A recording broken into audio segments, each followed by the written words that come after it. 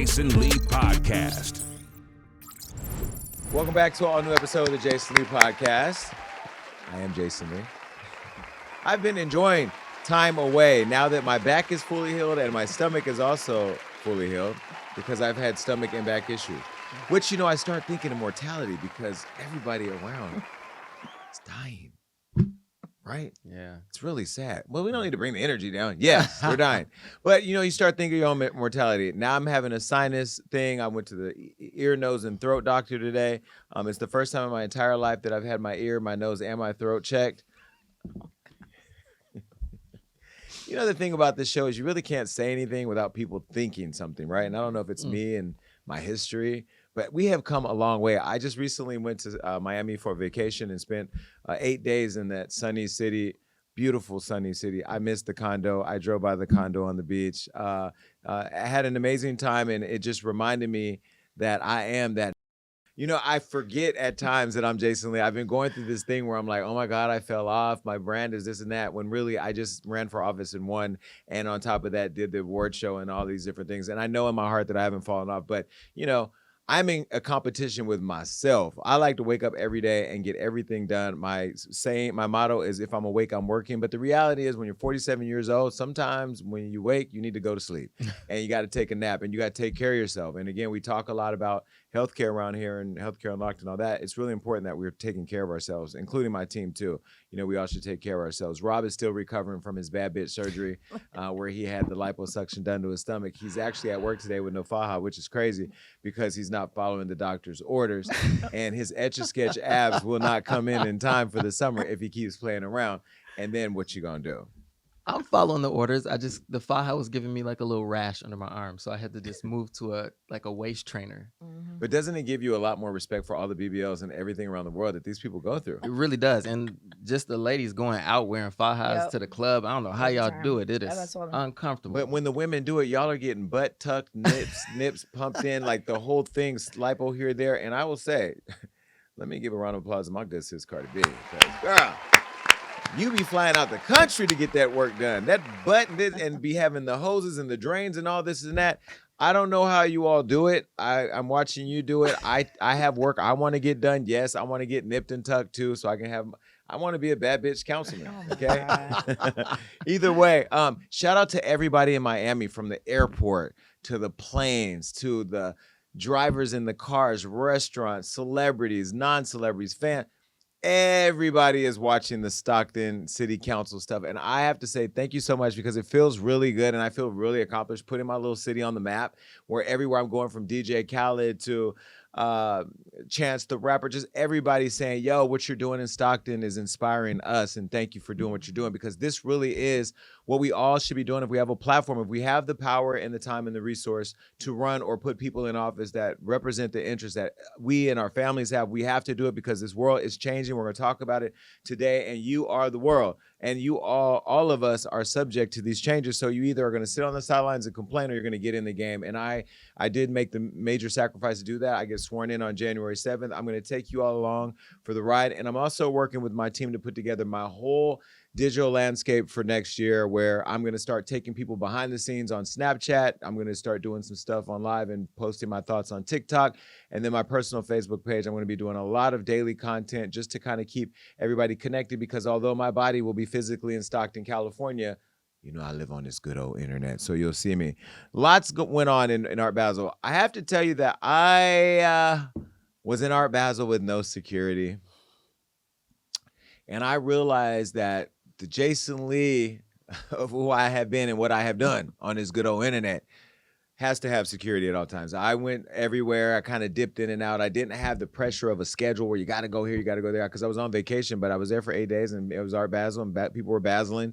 So I pulled up. I spent a lot of time reconnecting with people. I saw Serena Williams. She was there. Serena's now reading my book, God Must Have Forgotten About Me, realizing that I love God and I'm not afraid of him. She's been watching us go viral online, but I went to her event with AP, Audemars, and Vanity Fair, and it was an amazing conversation with her and Simone Biles around the strength and endurance as some of the GOATs in our industry. I have to say special shout out to Simone Biles. I was able to finally meet her.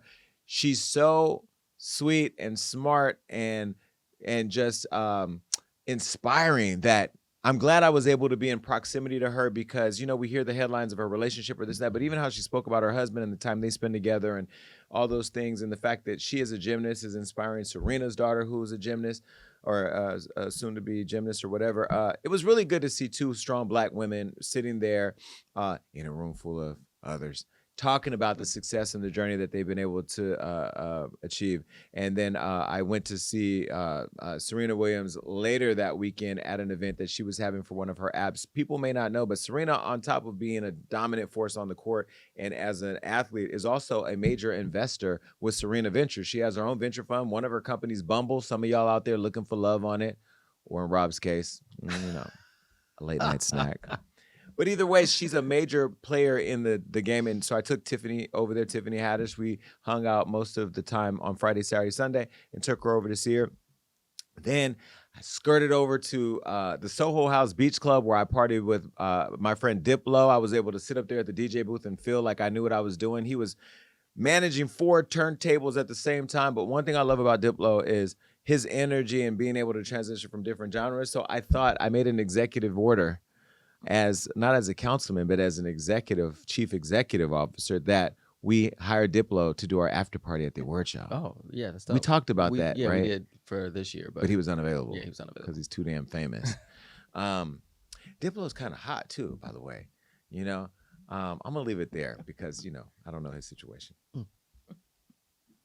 Hey, Wes. All right, but we had a good time there. Then I went over to DJ Khaled's event. DJ Khaled had an event for We the Best Foundation where him and Michael Jordan partner up for a whole weekend of festivities. And I was really happy to be able to connect with him and, hear about the good thing that he's doing. His kids are growing up. They're big now. His wife looks amazing.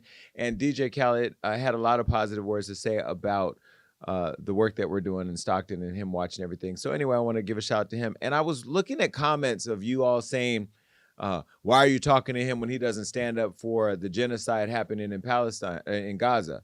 And some of you that were Black saying that, I was thinking, well, why aren't y'all mad about what's the genocide happening in the Congo?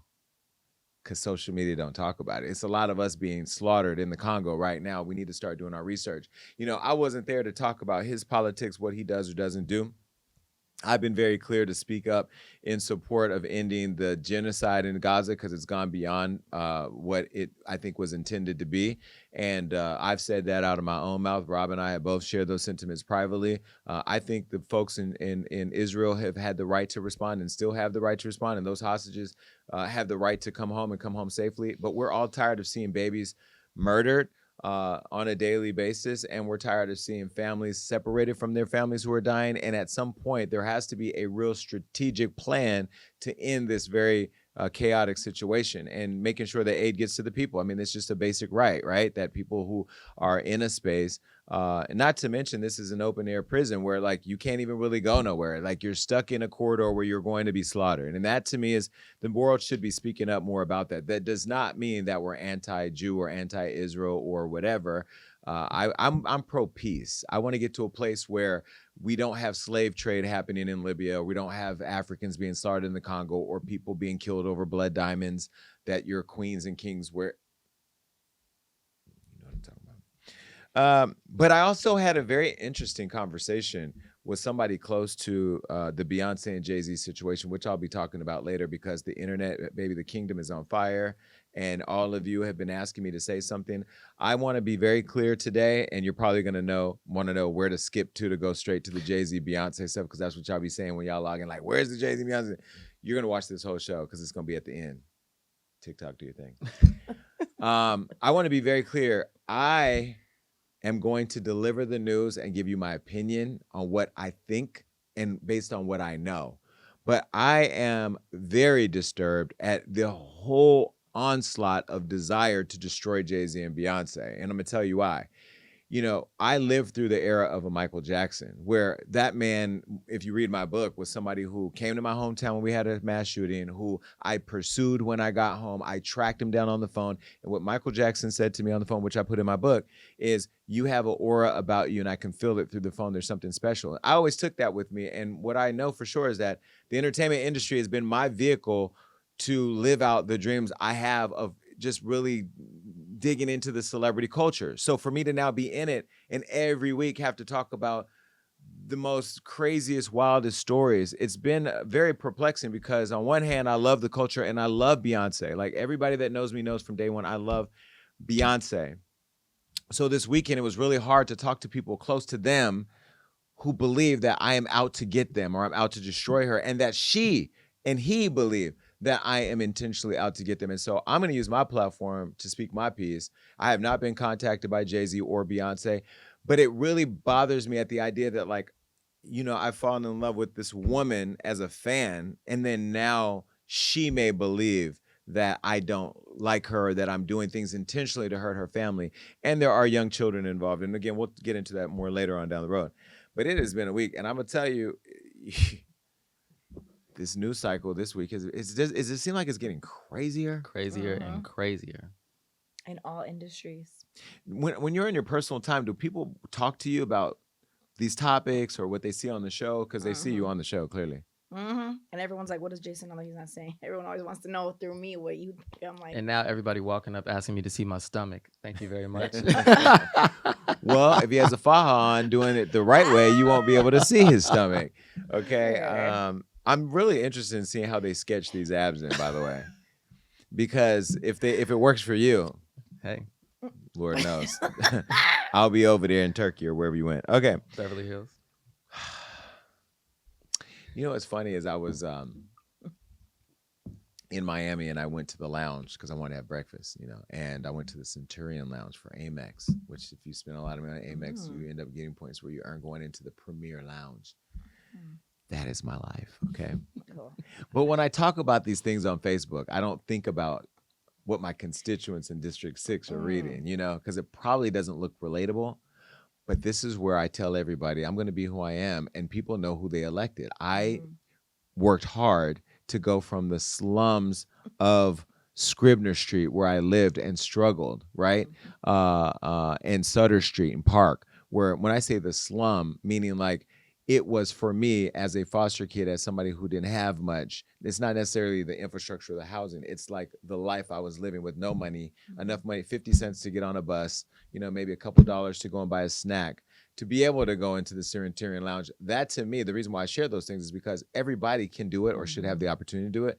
And I didn't take an oath of poverty to take on the city. I actually took on the city as a businessman to show my colleagues and my peers and the community that you can do better and you should do better and get better and receive better. So anyway, I put on there how the food in the Centurion Lounge is subpar. And people, my consultant called and he said, you know, you spoke real truth to power when you wrote that post. I said, look, I spoke the truth. Centurion Lounge, do better. All right, enough of that. Let's get to the tea with Jason Lee.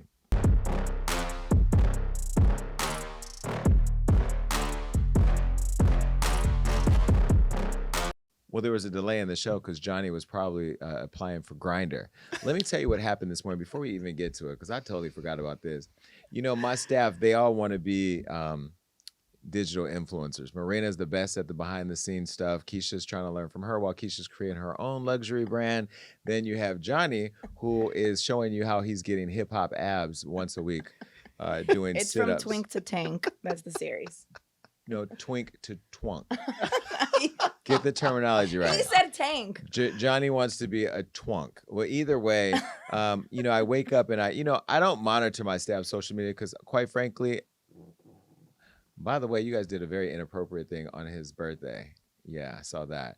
Anyway, I do see their social media from time to time, but these people live their own lives. And at this point, I don't care what they're doing on their social media as long as they're not in the streets creating crimes. Well, I was leaving the gym this morning and I saw Johnny post something, some post about Grindr. Well, I don't want my staff on the sex apps. In fact, I had to have Rob get off. Well, Johnny posted this post about Grindr this morning. Take a look.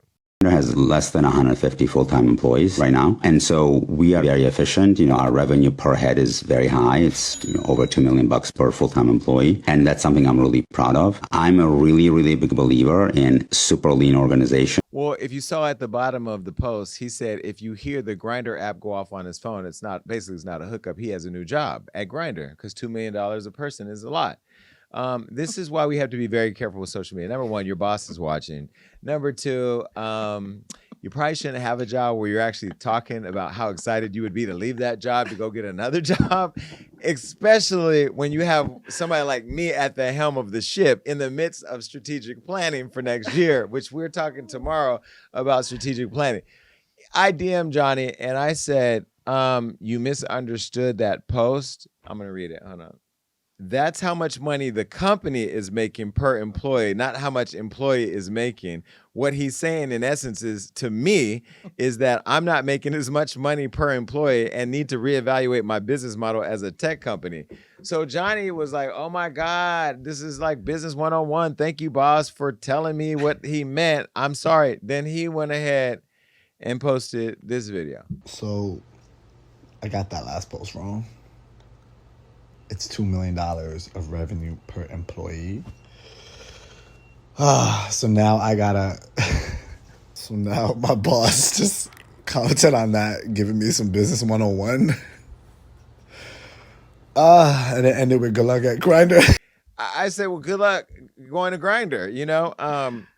He's still here at work. He hasn't applied. And now that he realizes that those people that are making the company $2 million a year are probably making $17.50 an hour. But either way, you know, no shade.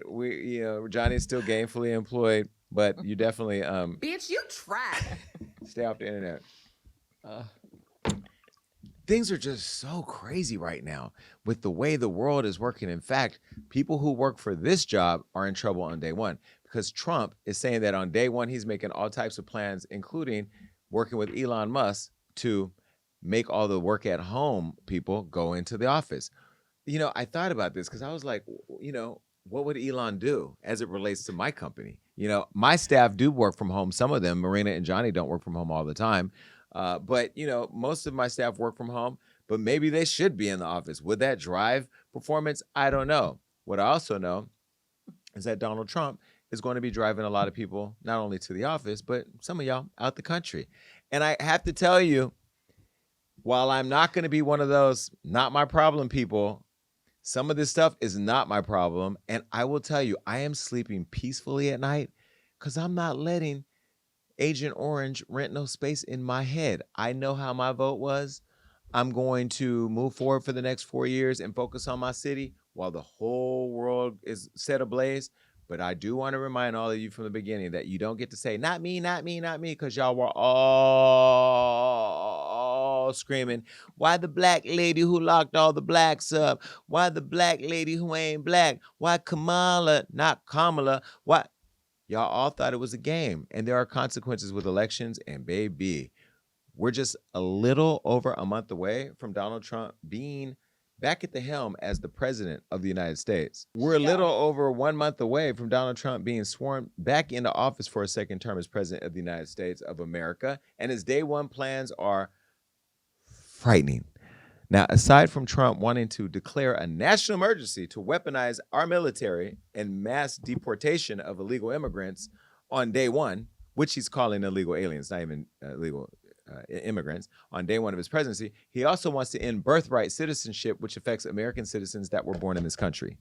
So let's be clear. If your parents came here and became citizens and you were born here and were already a citizen, he could make changes that affect all of you because that's the way he's going to stop from separating the families. He's just going to send y'all asses right back where you came from, even though you came from this country.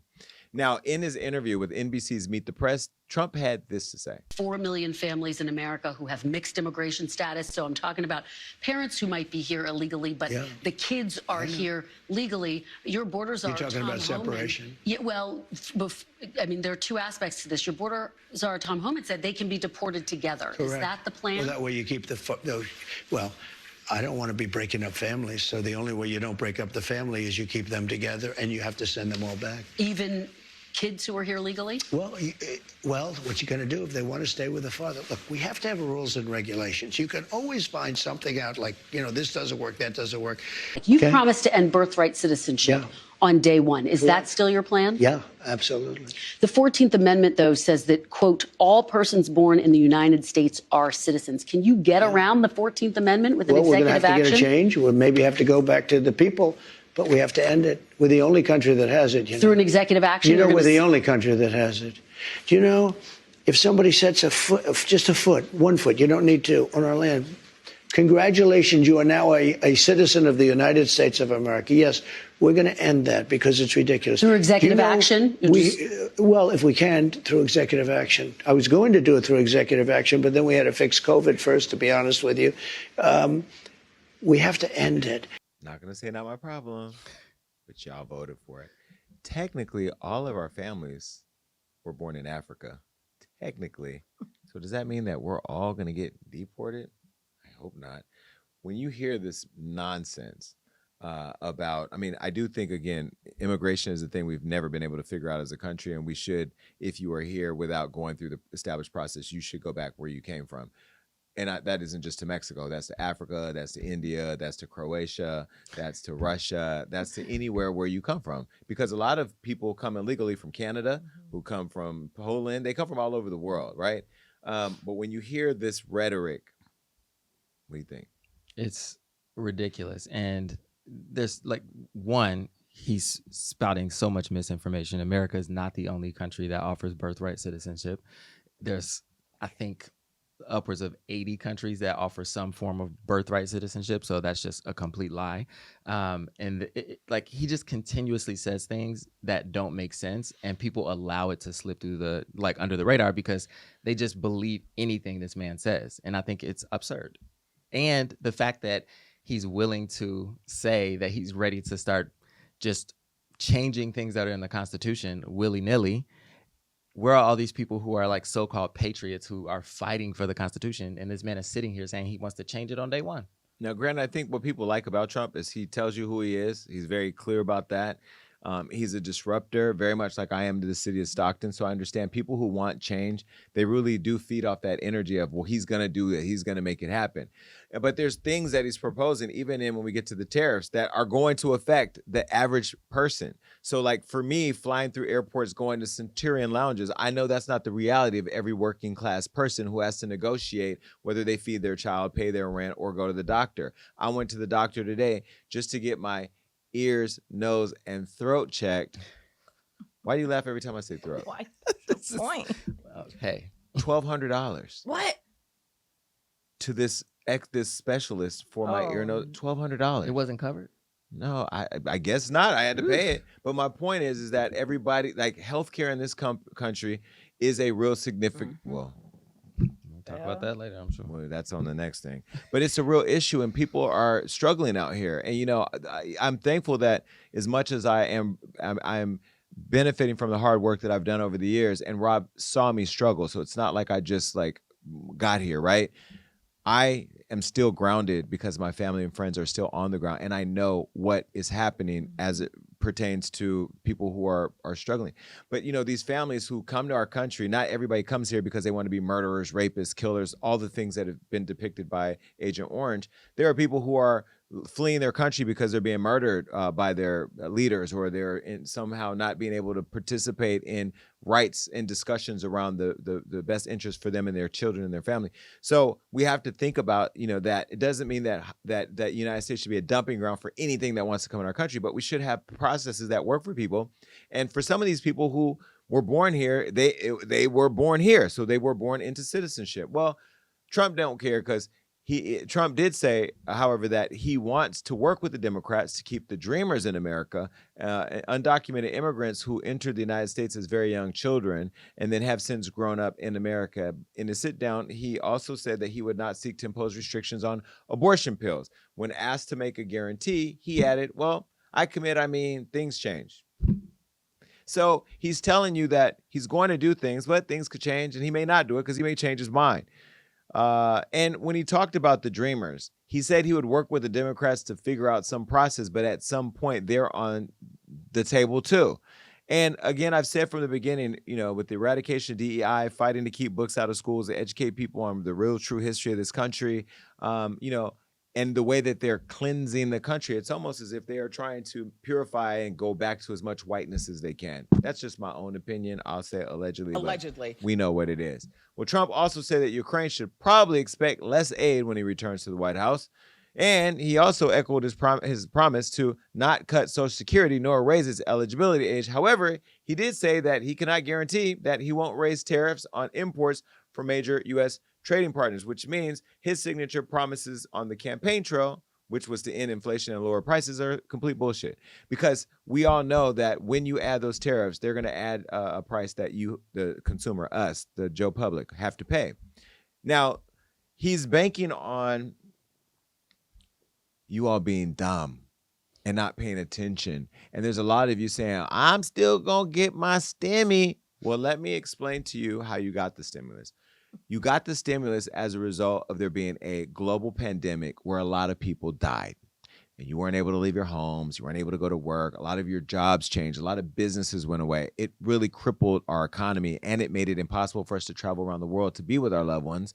That was a time where he labeled Muslims as terrorists, banning them from coming in our country, if you remember that. People were actually on planes heading home and were stopped and not allowed to re-enter the United States. This was after he was notified that the COVID-19 was on its way here. He then called it the China flu, which totally created chaos in America for Chinese Americans, which in our state had to create protections to protect them from being victims of hate crimes. He then went to Puerto Rico in the midst of that and threw paper towels at the Puerto Ricans to dry up the hurricane that killed a lot of people there and damaged a lot of the land. And that was all before he kind of tried to overthrow the government during the handoff of the election results last time when Joe won and he had everybody climbing up the Capitol like your favorite Marvel superhero. You all then reelected him back in office. This was after he said that women shouldn't have the right to control their bodies. And if they were raped by their cousin, so what? Have the baby and just bring them to the potluck. This is the person that you all voted into office. Not my problem. I said it. I had to say it. Not my problem. I'm not going to rent space in my mind for this psychoticism that is about to ensue. What I will say as an elected leader in Stockton, I will do my best to make sure I work with the council to protect my city from the chaos, because that's all I'm elected to do. But this is why all of you that are looking at a red, meaning Republican Supreme Court, House, Senate, and White House, all looking at the Red Sea, well, you better see your way to figuring out how to join in get in the game and run for office, because until you create a balance in the government where there's some checks and balances, God bless America and God bless all of you who are going to go through it. Now, when you think about it in the context of how the world now is changing, you can kind of forecast that they're in a position to do the most egregious things. They are nominating people who have sex crimes against them, but why not? So does the president. They're nominating people who have been pardoned by him, who were incarcerated. They're nominating wrestler owners' wives as the head of Department of Education after he's about to destroy the Department of Education. What is happening? Honestly, I'm not surprised at all of this, and it directly impacts me because my parents were not born here. So if I go bye-bye, I'm going to Grindr, I guess, to work there because maybe I could work remote. But do your friends at your age group, and how old are you? 31. Okay, so in your age grouping, are your friends talking about this? Yeah, I feel like it's always being sent in the chat because everyone's like, is this really going to happen? Is this not? Like, it's so scary. Yeah. Outside of Hollywood Unlocked? Yeah. Okay. What do your friends are talking about it? Yeah, absolutely. And I much like you, I've made the decision to not bog myself down with the stress of this over the next 4 years, or hopefully 2 years. I've made the decision to not allow myself to be worried about things I can't change, but I am kind of sitting back waiting to see what happens. We have great PPO insurance here, so thank you. Great insurance. Do we have great insurance? Yeah, we have great insurance. PPO, so honey. I'm sitting back, clock it, going to the doctor with my good PPO. I'm not losing it. You know, unfortunately, a lot of the things he said in that interview worry me. Like he was backpedaling a lot. He was walking in circles. I'm not going to do this, but I can't promise. I'm not going to do that, but I can't promise. So we just got to wait and see what happens. And look, I wish we lived in a country where I didn't have to provide a PPO. Healthcare should be a right in our country. The countries like Canada, everybody has the right to healthcare. My friends don't even understand why you can't go to the dentist or you can't go to the doctor without having to pay. You know, people are dying in our country right now if they don't have healthcare, and that's kind of sad. So, you know, anyhow, he also vowed to pardon the January 6th Capitol rioters. So those people that I said climbed up the Capitol like Marvel superheroes, he said on day one that he will get them out because he said they've been locked up for years and they're in a filthy, disgusting place. It's called prison. Not let's clean up the prison, but like let's just get them out of that place. That shouldn't even be allowed to be open. Speaking of pardons, Joe Biden got his son out. And I'm going to push this button right here.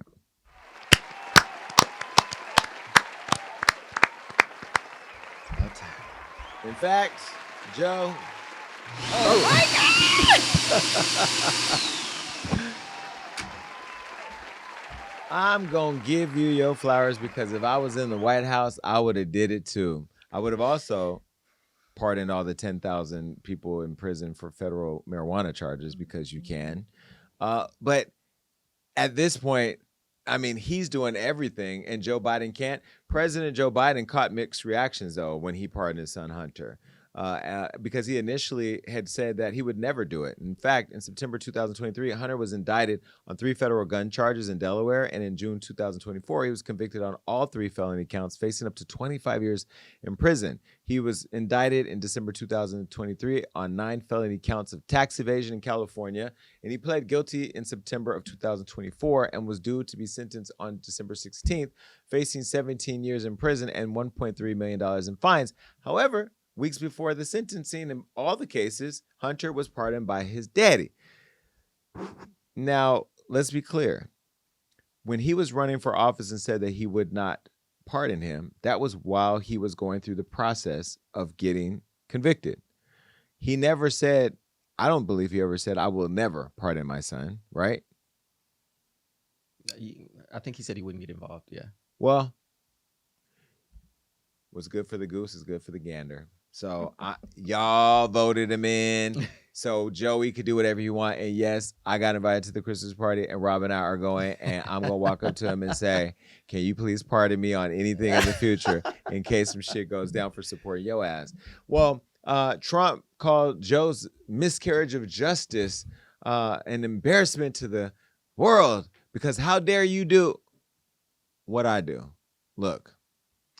Does the pardon given by Joe to Hunter include the J6 hostages who have now been in prison for years? Such an abuse and miscarriage of justice. Well, Hunter also put out his statement. Take a look. I have admitted and taken responsibility for my mistakes during the darkest days of my addiction, mistakes that have been exploited to publicly humiliate and shame me and my family for political sport. Despite all of this, I have maintained my sobriety for more than 5 years because of my deep faith and unwavering love and support of my family and friends. In the throes of addiction, I squandered many opportunities and advantages. In recovery, we can be given the opportunity to make amends where possible and rebuild our lives if we never take for granted the mercy that we have been afforded. I will never take the clemency I have been given today for granted and will devote the life I have rebuilt to helping those who are still sick and suffering. Hunter, you could have saved all that and just said, I'm going to McDonald's and getting a number 2. Because at the end of the day, Daddy did what Donald did. And if Donald can do it, then so can Daddy. Daddy Donald Duck did it. Who cares? Congratulations on enjoying your privilege. And that's what a lot of you who don't look like me get, because there's a lot of clemencies to be given to people who don't look like you. And again, it's not your fault. It's the system that your dad's been a part of for 40 years. Not even going to get into the crime bill. Not going to get into none of that. We all know the history. Go to Google. And if you don't Google, I learned my new friend. Her name is ChatGPT. You can go right over there, put in the facts, and you will get them. Yeah. People nowadays have no excuse for being dumb. Mm-hmm. You just don't want to be well informed. Mm-hmm. Zero excuses. Do you guys chat GPT? All the time. When you were talking earlier, I got my blood results and my doctor was like, yeah, you need more B12 and da-da-da. And so I put in the blood results also in a ChatGPT and I was like, can you tell me? And it said the same thing the doctor told me. It's scary. Yeah, I like cross-reference. But you can also put learning. in there, what food should I eat to help with this? And it will tell you. And you can be like, I have this, this, and that in my fridge. And it gives you a whole... I wonder if we put in ChatGPT, who was responsible for the cocaine found in the White House? Will they tell us that? Should I put it in? Let's just blame Hunter and add it to his clemency. Oh, my God. Friend of the show and friend of mine, Congresswoman Jasmine Crockett, reacted to the pearl-clutching GOP, and she did it while she was getting on her flight. She looked like she was in first class, by the way. Take a look. I won't pretend to speak for the entire caucus, but I will say, way to go, Joe. Let me be the first one to congratulate the president for deciding to do this, because at the end of the day, we know that we have a 34-count convicted felon that is about to walk into the White House. So for anyone that wants to clutch their pearls now because he decided that he was going to pardon his son, I would say take a look in the mirror, because we also know that when it comes to this cabinet has more people accused of sexual assault than any incoming cabinet probably ever in the history of America. So we are living in unprecedented times, and we know that this was completely political. As someone who serves on the Oversight Committee, this was gamesmanship the entire time. I mean, I agree. We pretty much said that. Charlamagne the God and Whoopi Goldberg also debated about this at The View. Take a listen. And on this moral high ground all the time. And, you know, they act so self-righteous. The reality is he didn't have to say anything in regards to, you know, whether or not, you know, his son wanted to be pardoned. He could have said, hey, man, I'm not focused on that right now. But since they were calling Trump a threat to democracy, and they were saying that, you know, nobody's above the law, but they were speaking about him. That's what they were running on. So when he kept saying things like, oh, you know, nobody's above the law, I respect, you know, the jury's decision in regards to my son, he didn't believe that. But he didn't have to volunteer that lie to begin with. I'm going to stop you for a second. Uh-oh. Only because you don't know that it was a lie. We don't know why he changed You really think he just changed his mind over Thanksgiving weekend all of a No, sudden? I'm going to tell you what I think. Okay. Yeah. I think he changed his mind because he got sick of watching everybody else get over. And this is just my feeling, because at some point you get to the place where you just go, so I'm just going to follow the straight and narrow always, because that's what's expected of Democrats. But that's their fault. They're the ones that go out. They're the ones that go out there and they stand on this moral high ground. Listen, they don't have to do that. I'm a Democrat. Tell me what the moral high ground is. The moral high ground is nobody's above the law. I respect what the jurors are saying. He don't have to do that. So we're mad at him because he changed his. Oh, no. By the way, I'm not mad at him pardoning Hunter Biden. But you sound like you're mad. No. But that's not a monolith. We're not, Democrats are not a monolith. But why can't you say when Democrats are wrong? And why can't Republicans say when Republicans are wrong? I'll tell you when Democrats are wrong. So you don't think Joe Biden is wrong? No, I don't. And can I just point this out to you? The president has the pardon power, right? I didn't say you were ridiculous, Ms. Goldberg. I would never. I said that. I just think that. Think about it. Think about it. I mean, Charlamagne feels the way he feels, and Whoopi said what she said. At the end of the day, we ain't gonna slander Joe because Joe did exactly what he did. And this double standard of the Democrats can't, but the Republicans can, and it being led and echoed by black people and brown people is so crazy because it ain't gonna happen to me. It ain't my issue. It's not my problem. I think that democracy works when we hold everybody accountable to one standard. And the country needs to decide what the standard is at this point. You know, if my family gets arrested in Stockton and I have the ability to get them out, I probably wouldn't because that's not my job. But if everybody else up there is doing it and I decide to do it too, you better not come for me the way you don't come for them, because that's the reason why we are in a country in peril right now, because everybody's saying, you do it, you can't do it, I can't do it. Even cancel culture is only applied to the people we don't like. We don't even apply it universally anymore. We'll talk about that later today. When you hear the debate between Charlamagne and Whoopi, what do you think? I thought Charlamagne was absolutely wrong. And Joe Biden has pardoning power for a reason. It's given to him. So he has the right to do it. And I don't think he was lying. I think he had the full intention of not pardoning his son. But then you have this clown show of people who Trump is selecting to be in his cabinet, and their main objective is to go after his political enemies. And one of their main targets is his son. So I'm like, I wouldn't leave office and leave my son with a big target on his back for all of these crazies.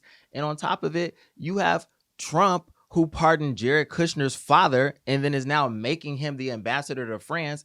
And he was charged with witness tampering. Like, the absurdity of people like thinking that one side gets the freedom to do things and the other side does have to be above reproach is crazy to me. Like, good on you, Joe Biden. I'm so glad he made the decision to do that. And the fact that all these appointments just make no sense to anybody but Trump, but it's still being pushed through because everybody on the right is walking the party line.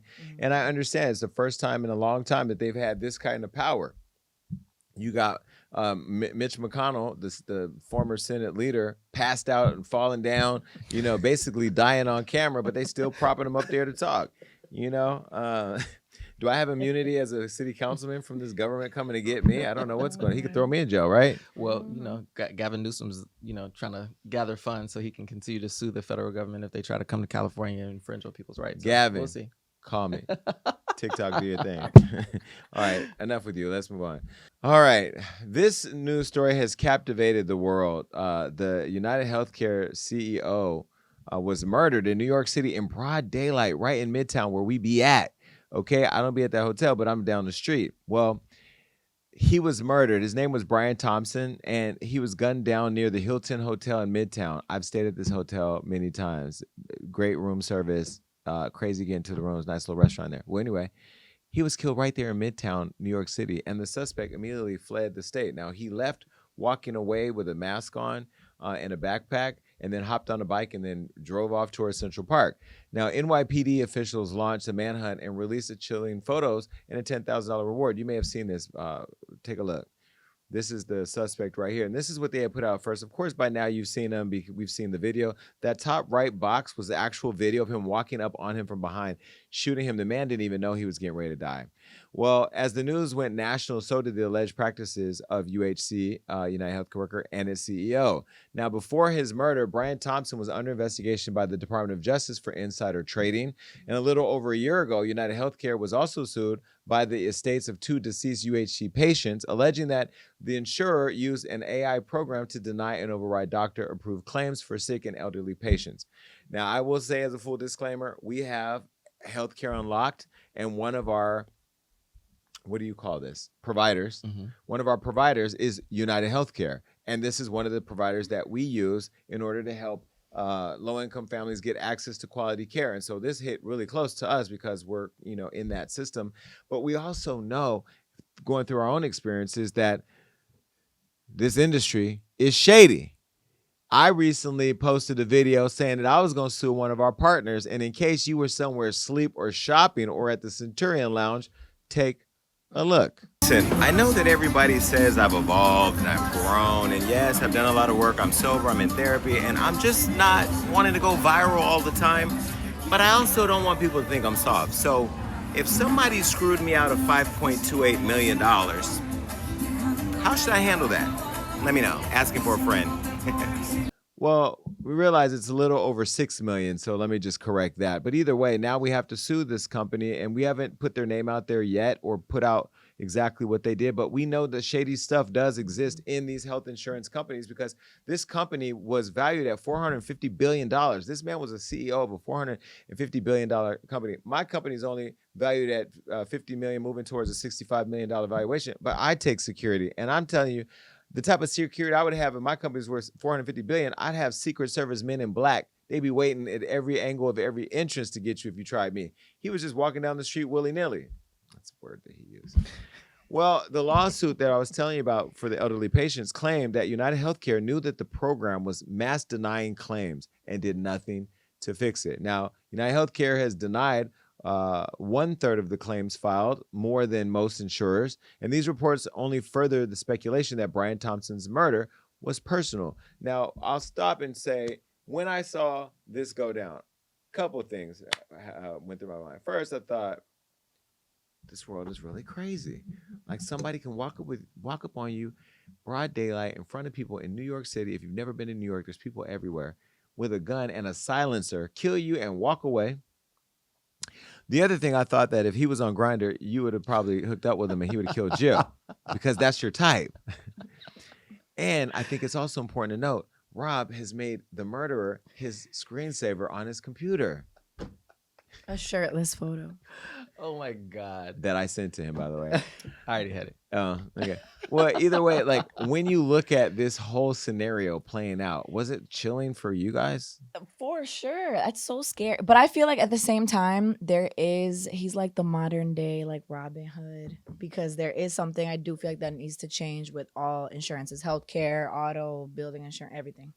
Yeah, it's scary. Like I don't in any way, shape, or form. I'm not celebrating the death of anyone. Like any innocent civilian should not be gunned down in the street, no matter, they should have their day in court. But yeah, I think this has been polarizing too, because he's an attractive guy. But it is the way this healthcare industry is run is terrible. People are constantly dying or in pain or don't get the access to the medical attention they actually need, but they're paying into an insurance plan, which is crazy. Yeah. Well, this looked very personal. Now, especially once the New York Police Department called the incident a premeditated, pre-planned, targeted attack, and that shell casings were found at the scene, they had the engraved words deny, depose, and defend. All of these words that are associated with people who are unfairly treated by their insurance companies. Then photos dropped of the suspect smiling. He was found at a Starbucks. Take a look. This was him smiling. I think it was the smile that captivated Rob. It's not funny, but it's, Remember, I'm from Stockton, California, which is home of Prison Bay or Jail Bay. You know Bay I'm talking about. Oh, Jeremy Meeks. Yeah. If you don't know what I'm talking about, take a look. This is Jeremy Meeks. He's from Stockton, California. Stockton. Yes. Wow. Yes, get into it. What a hometown hero. This is having somewhat of a effect on people like Rob. Well, now the NYPD found a backpack in Central Park believed to belong to the suspect. However, forensics said it only contained a Tommy Hilfiger jacket and Monopoly money.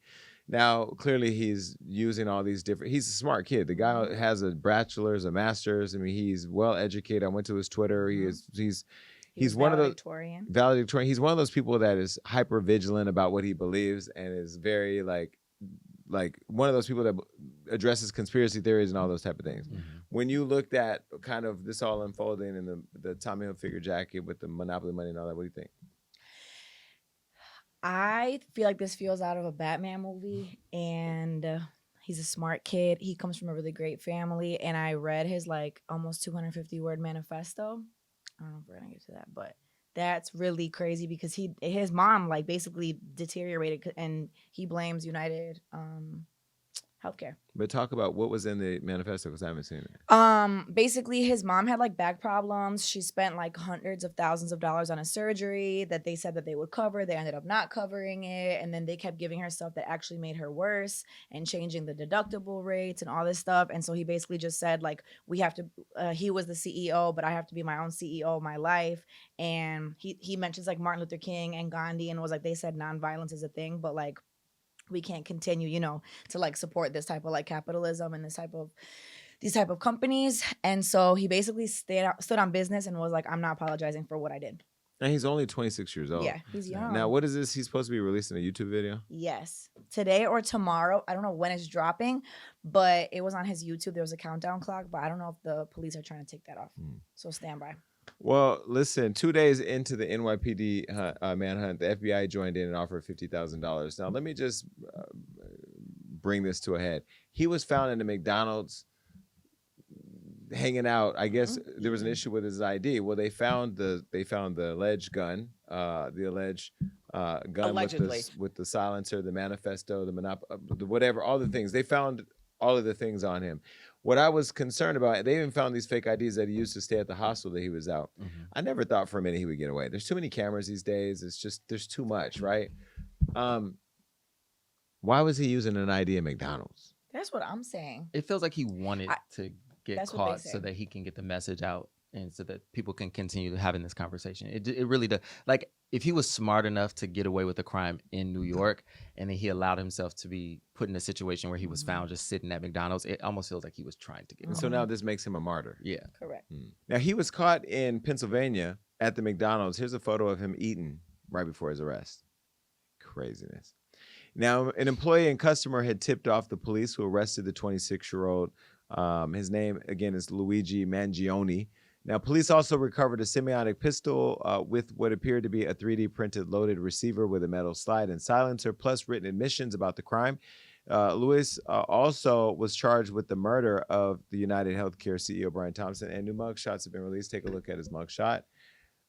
It's not going to rise to the level of Jail Bay. But, again, he made it to Rob's screensaver. During his first hearing in Pennsylvania, he told a judge that he had no drug or mental illness issues, that he was also found with $8,000 US dollars in it and $2,000 in foreign currency, but said he didn't know where the money came from, that it might have been planted on him. And so now there's that conspiracy theory. Things got more interesting when the Mangione family released their statement shared by Luigi's reported cousin, Nino Mangione, who is also a Maryland state delegate. Take a look. Unfortunately, we cannot comment on news reports regarding Luigi Mangione. We only know what we have read in the media. Our family is shocked and devastated by Luigi's arrest. We offer our prayers to the family of Brian Thompson, and we ask people to pray for all involved. We are devastated by this news. I mean, this country is going to hell. When you think about the prices of healthcare, when you think about the issues related to the immigration problems that we have, and the fact that we have just nonstop hatred online from our leaders every single day, that does create a culture where people go out and do these type of things. You never really think about your safety when you're out there until you really pay attention to stuff like this. Do you think about your safety ever? Do you guys think all about the that? time? All the time. Yeah. Do you? Yeah. Even I'll be sitting in church and I'm like, oh my God, someone can just come here. And I always am thinking real dark stuff, which I need to stop because I don't want to manifest that. But I think it's important that we're constantly aware of our surroundings, because we do live in a time where people walk into schools or grocery stores or movie theaters and shoot them up because they have issues, So it's we do have to constantly be aware. So I do think about it constantly, and I'm aware of what's going on around me. I pay attention to my surroundings. But do you also pay attention to the fact that, in terms of proximity, we're close and you are exposed? Yeah. Okay. Because I remember the days we could walk down Hollywood Boulevard and have a good time. Walking? Yeah, right. Because it can go down at any moment. Interestingly, like you, I was just thinking, with city council, you go out to churches and you go out and you're in community dealing with stuff. You have to think about your safety because now you're involved with people's safety and people's issues that they feel may or may not be changing, and people can go rogue and do things. So safety is definitely a part of my daily thought. I mean, I send my prayers and condolences to the CEO's family who had to go through an unfortunate thing, and for it to be played over and over and over again on TV is also bad and sad to watch. But this is also a reminder to people out there taking advantage of people. I mean, people get to a breaking point, especially when they've lost everything or they've lost somebody close to them, where they feel hopeless and it's like, I have nothing to live for. This young man is 26 years old, educated, had a long life ahead of him, and now, he's getting ready to go through a very public process. Yeah, because if you think about it, it's 2 lives lost. Both of them, their lives are over. And I feel bad. I'm I hope something changes, because you think of how many school shootings have there been, and there's still no gun control or any type of thing. So I'm how many CEOs are gonna have to die or whatever for healthcare? How many people make money off of pharma, and how many people make money off of guns? I mean, why do you think the United States has so much money? Is because we sell weapons all over the world. That don't even get me started with that conversation. Right. All right. Well, anyway, bye. Rob, can you take him off your screensaver? He's not my screensaver today. Ariana Grande and Cynthia Erivo are also in the news. This Wicked movie, I have not seen it. Somebody wanted to go on a date to go see it. I'm not a movie person in the theaters because I fall asleep. I'm at that age where and then if there's a movie that has kids that come to see it, I don't want to have to go to Rule 13R and tell you to put a muzzle on your little kid. Some of you parents out there, I was traveling yesterday, and it's been a long time since I've traveled coach. So I don't want to sound too removed from the ground by saying this, but it's been a long time. It's a lot going on back there. Kids everywhere, people climbing over the seats.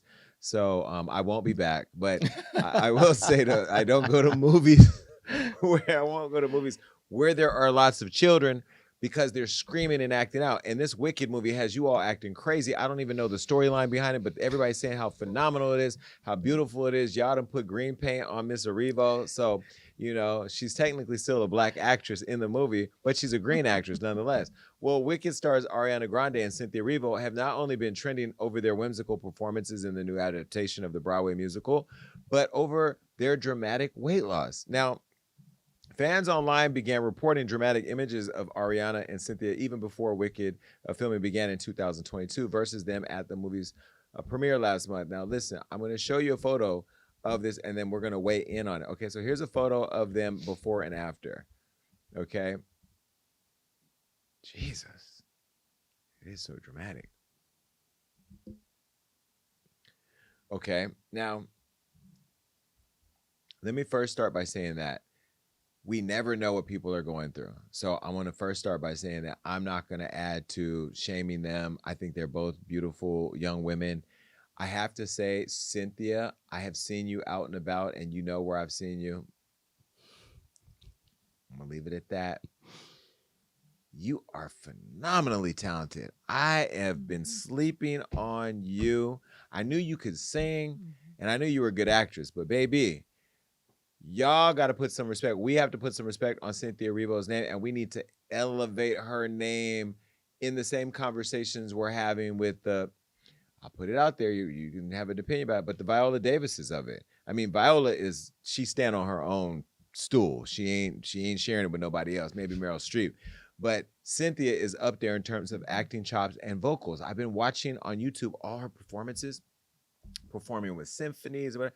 The girl can sing. I might go to the movie just to hear her sing, oh, whatever. That's probably it. I'm going to walk out.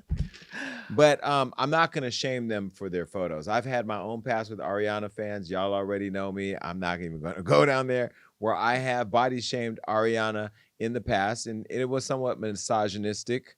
Is that the right word? Yeah. You know, my opponent used it wrong. Misogyny.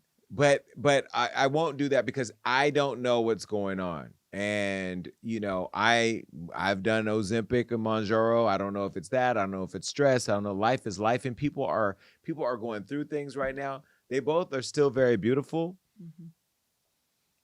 But I haven't seen Cynthia in person in a long time, so I don't know how drastically different she looks. But at the end of the day, I ain't going to go there. And I don't think it's fair. And the thing that Hollywood Unlocked gets a lot of attacks about are the comments that you all make. I get attacked by celebrities on a daily basis because of the comments. They think when we post something that we're the reason why you all are saying what you're saying. We're simply just posting what's out there and people say what they say. So I'm going to ask you all to just be a little kinder. You're not going to listen to me because y'all attack me too. But now, when you looked at the before and after, put the before and after back up.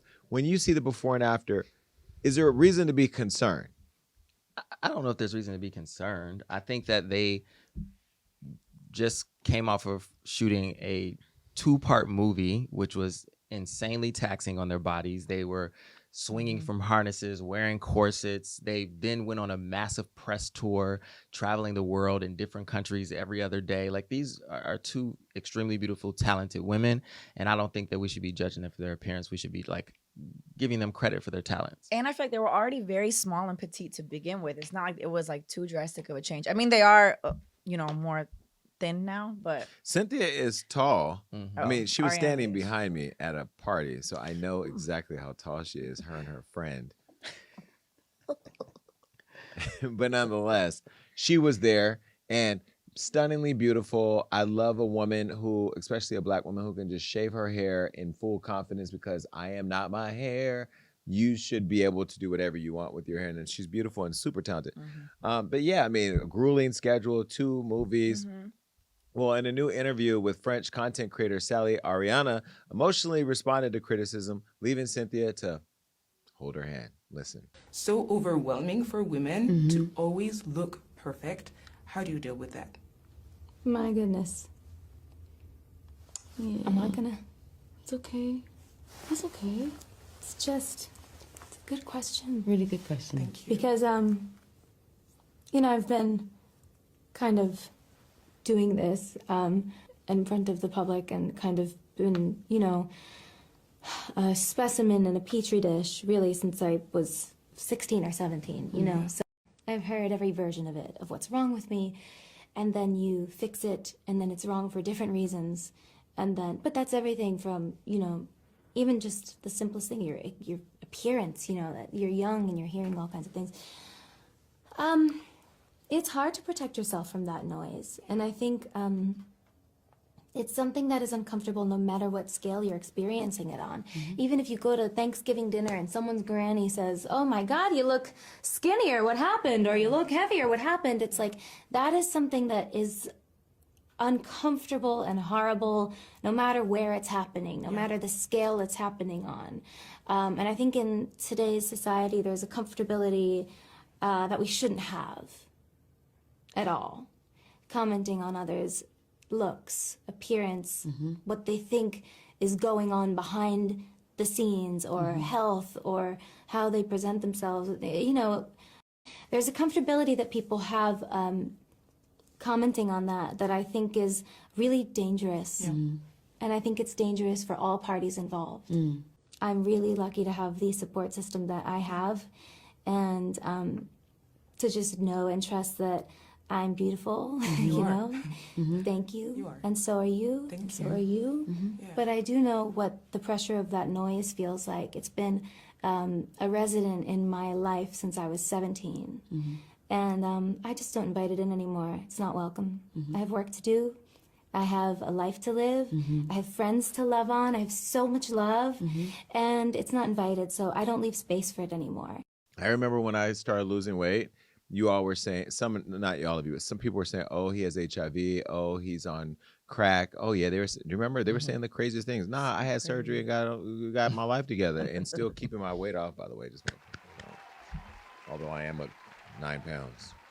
Figured out. Some jelly beans. Right. That's the jelly bellies, honey. Bitch, get one surgery.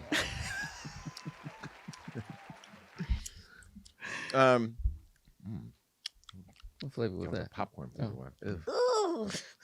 It's good. No, I don't think it's fair to comment on their bodies, right? I think it is what it is. Now, we do live in a world where some of you guys are getting a little too skinny. I saw Kelly Clarkson on her show. By the way, Kelly, I thought you were cute, plump. You look like that little turkey that you stick the little pin in. Kelly's personality makes her pretty no matter what she does. She's just bubbly. I mean, you talk a lot, but so do I. I think we'd be great friends, but like only on the phone. But I love Kelly Clarkson. I actually check her out when I can, but she looks great now. Christina Aguilera. She looks really good. She's getting a little kind of thin, but again, whatever makes you feel happy and whatever makes you healthy, do that. I won't comment on that. But when you see it, do you think it's unfair that people are commenting? 1,000,000%. And I feel like I want to shout out the journalist. I don't know her name, but the reporter worded it so perfectly. And I feel like a lot of people have been commenting on it because the Wicked rollout has been so long. And people in the comments like, they're so skinny, they're so skinny. And how she worded it was very impactful and very necessary. And I'm happy that Ariana answered it so beautifully. And I mean, me too. Even I see in the comments here, people are talking about, is Marina pregnant? That is so disrespectful. What? Swear. Speaking of social, because I'm hearing Kaylin, my makeup artist to the left, talking. Why are you so ghetto on you're so gangster? Like you are a she walks in here so professional, so ha ha ha. She get on her Instagram and she's like, if you bitches don't send my wife a Cash App, I'm coming to get you. That's right? the real Kaylin. And I'm like, well, I love it. I'm from Stockton, so I love it. You know, she's literally a Stocktonian in the streets in West Hollywood in the studio.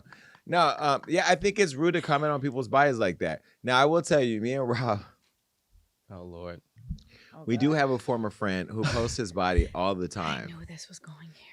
And there are times where we do screenshot it, we do send it to each other in a private group chat with just emojis. There's different emojis every time because we are sick of it, but neither one of us wants to unfollow him because we don't want to send him into a spiraling crisis. But at the same time, we both are over seeing him and his body, right? It's a lot. Yeah. Why don't you have a third person be like, hey? No. We don't even, no. But yeah, I also want to say that this has been a long rollout. And to whoever is responsible for it, we are sick of it. And I am tired of them crying in every damn interview. I don't know what this movie did to them. They had some kind of spiritual awakening. I don't know if they did ayahuasca, but whatever it has done to their spirits and souls, every question they ask, they break into a whole outcry. I'm really thinking there's like, I don't want to say mental health issues, but there's definitely a need for an evaluation post-shooting to understand like what is the onset of all this chaos. You have to watch the movie. And if you understand the story of what the story's about, then it'll make a little bit more sense. Okay, for those watching who've yet to spend the $19.99 to go to a theater, because that's probably how much inflation has driven up our costs, what is it exactly that happens that makes them cry in every interview? Like, you know you're going to do the interview. You know you're going to get questions. Do you cry in every interview? I don't think they should be crying in every interview, but I do think they formed a very, very close bond over the filming of this 2-part movie. They were friends before. Yeah, but I think working on this film together probably made them that much closer. They put each other's names on each other's body tattoos too. Yeah, and they both have like together like 6 matching tattoos. Yeah, and the story is, it's an intense story. It's good. What's the story? I saw it twice. It's the foundation story of how the prequel, the prequel to The Wizard of Oz, and how they became who they are. It's basically like enemies turn like sisters. They get torn. Like, it's a whole thing. And I hated the Broadway. I remember going to Girl Scouts and seeing it. I fell asleep. But the movie's done. You should watch it. You like the soundtrack. It's literally telling a story of how society is like, I'm gonna make, in order for us to unite, we have to have a common enemy, and the easiest way to pick somebody to be an enemy is because they're different, and she's different because her skin is a different color. So as Black people, we get that, right? Even in my quest to become elected, I'm already being faced with some resistance because of what I believe, optics, right? But they gonna learn quickly that I'm a brilliant businessman and I am a fearless advocate. But every interview, I mean, like, I'm working on my story, turning my story into a movie. I do get choked up. I did get choked up when I saw it the first time. But after you've shown about 20 times, I'm not gonna cry every time. May I cry at the premiere? Probably. But like 10 interviews in, nah, son. It's a lot. It's a lot of emotions. They have a really close bond. Would you get matching tattoos with me? Like, put my name on your body? No. No. Why? Why? First of all, you would not get my name tattooed on you. Definitely so not. But if I did, would you? A symbol.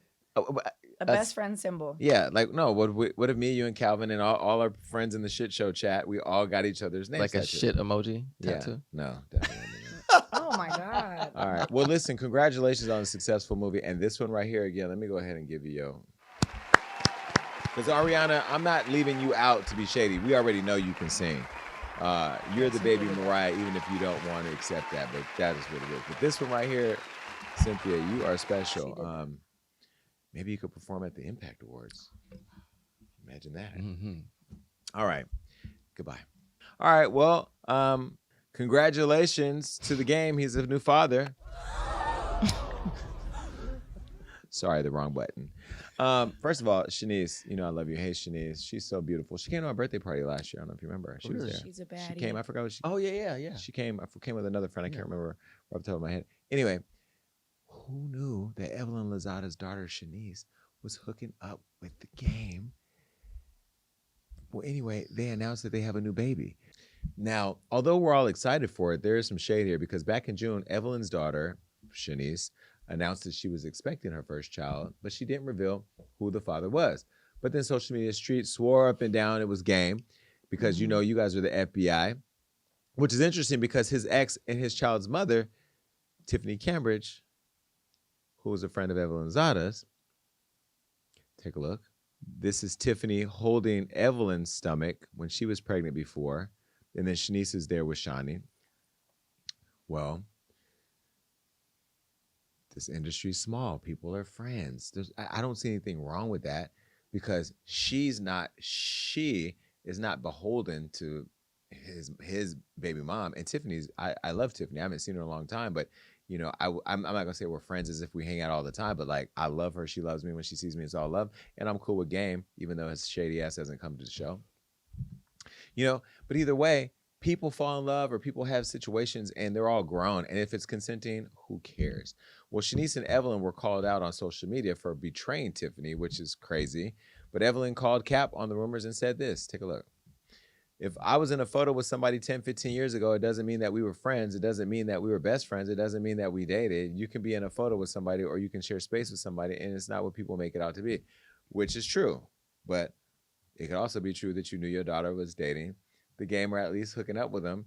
And again, I don't think she should have to go online and defend what her daughter's doing as a grown-ass woman. This is a grown-ass, beautiful woman. I first saw Chenise years ago in Miami when me and Floyd were coming out of the Fountain Blue and she was coming into the Fountain Blue. And I remember seeing her and I remember saying to Floyd, like, this girl's stunning. I didn't even know she was Evelyn's daughter. And Evelyn, who I know, and who's a friend of the show, you know, she's grown and her daughter's grown. So I don't know. Do you think people should have an opinion about expecting that she's loyal to somebody's baby mom? No. And I'm also a person who, which I think we disagree on, I'm a person who doesn't believe in holding ownership over somebody who I dated in the past. Like, if that relationship is run its course, and if that person and someone else I know fall in love, who am I to stop a relationship from blossoming? You're saying we disagree? Yeah. Well, you know we just.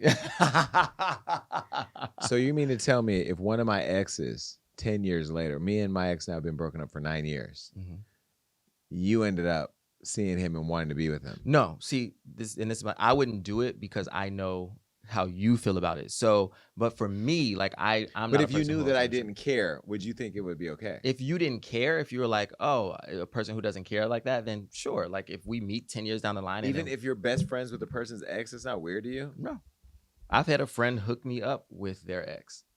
They were like, I think you guys are more suited for each other than we were. I mean, I'm also somebody who has been involved with somebody who's in a relationship. So, I mean, look, we all had a time. Yeah. It's just weird for me because everyone's commenting on Chenise like she's an 18-year-old girl and she's in her 30s. Because she's Evelyn's daughter. It's 'cause she's a daughter, It's that yeah. daughter. It's like, Daughter. again, if I said I was dating this young boy, they would say he's dating a kid, right? So like, that's why you have to be very careful with your words. Once you say this is Evelyn's daughter, you think daughter. Oh, the daughter. Yeah. That's a whole grown-ass woman. Okay. And matter of fact, Evelyn got a kid younger than her. She had that baby. Well, 2 months after Shanice's pregnancy news, the game revealed that he was expecting another child, but he did not confirm the mother either. And again, social media, we ain't stupid. A few days ago, Chenise gave birth to a beautiful baby boy, and his presumed father shared news on social media. Look at who the presumed father was. It was a game. By the way, let me give you a round of applause. Baby's so cute.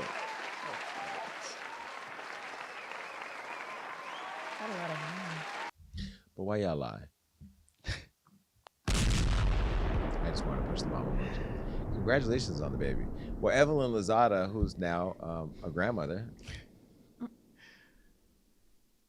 Bitch, you tried it. Hey, Granny. You're a beautiful granny, though. I called Evelyn the other day. She know I love her. She posted the baby, too. Look. And she said, this little blue-eyed angel made me a grandma, and I'm forever grateful. You've brought so much joy into my life that words cannot explain. I love you more than anything, Blaze Taylor. It's like she gets another kid, but gets to send it home. Yeah. You know? Yeah. It's like Gucci and Chanel. Well, meanwhile, Chenise shared a photo of her sitting on the game's lap. Look. Huh. So now, are they a thing? They're a couple? So here's... What are people saying? I don't want to... Okay, this is what people are saying. We are only reporting what people are saying. Okay, we're only reporting what people are saying. They're mad. The people are mad because the game only posted the baby and not Chenise. Bling, bling, bling. Bitches is mad. And Chenise posted the man. But they were like, game, why don't you claim Chenise? Because clearly she's on your lap. So they're like, why are you posting the baby but not the mom? So people are upset about that. Which I'm like, ugh. Jason Tatum has a baby by Ella May, and he ain't posted her or the baby. But they both don't. They don't even follow each other on Instagram. Ella May and Jason Tatum. That's what the streets say. Like, they keep their shit real under wraps. Yeah, there'll be no Jason Tatum hate over here, because everybody know I love Jason Tatum.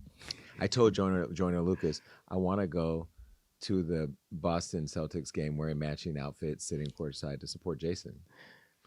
Y'all got the match. Yeah, y'all bought the outfits, right? It's Fashion Nova. Yeah. I can wear that on my way to the Centurion Lounge. Yes. Right, so that way I can still have the balance. Congratulations to both of you. The baby's cute. Chenise, you were everything. And Evelyn, you know you everything too. Yep. All right, bye-bye. Oh, I have to say, I hung out with Odell Beckham in Miami. And I want to bring that up because we have a history and where, you know, we didn't see eye to eye, and he let me know how he felt in a very aggressive way, and I talked about whatever. But I have to say, it feels so good to be able to work through drama. He was very accommodating to me and my friend who came over to where he and his friends were. Great energy. He seems happy, healthy. And I just want to say, Odell, thank you for being open to allowing us in your space and just moving forward. It feels good to just, as you grow up and grow through things, to just get on the other side of it. I'm so happy that he's happy and successful. And I didn't get to tell him congratulations on being a dad and all that, because we were just hanging out and all getting along, whatever. But we're connected again. So shout out to you, Odell. All right. Enough about Odell and enough about that couple that we were just talking about. Let's talk about another couple. I saw this yesterday. Actually, I ain't even going to say who sent it to me, but somebody out there sent it to me. And you know who you are. You're messy because you did this because you knew I was going to talk about it. August Alsina and his allegedly friend, Zoo, are getting a little cozy, but I see it a little differently. Some of you look at life through rose-colored lenses. I see life as a checkerboard and a chessboard, and I'd be like, something don't add up all the time. And if Wendy Williams was here, she would be going. So I'm just going to report what I saw and report what I've heard and then think about this and just kind of throw this out there because, you know, and I'm not saying that anybody here is allegedly in the LGBTQ plus community, but what I will say is in the LGBTQ plus AI community, y'all be doing some stunts to get everybody talking, and I may have caught a stunt, so I'm gonna just talk about it. Okay. August Alsina and his rumored boyfriend, Zoo, got real cozy after breakup rumors. Now, I didn't even know because I've been so immersed in leading my city and figuring out all the different ways of bringing business and this and that and flying around and having my great life at our Basel that I didn't even know that there were alleged breakup rumors of a relationship that has yet to be confirmed by both of them online. There was the one video where he was on MTV on a show wrapping up and he talked about finding love and this and that, and Zoo walked in and we all went crazy, and I ain't gonna lie, I went to Zoo and I went down every single photo on his Instagram and I have liked every single photo. You know that person who wants to be seen? Yeah. Zoo knows I have liked it all. It has been a zoo over there. Lions, tigers, and bears. Oh my, I have liked it all. Zoo is a very attractive guy.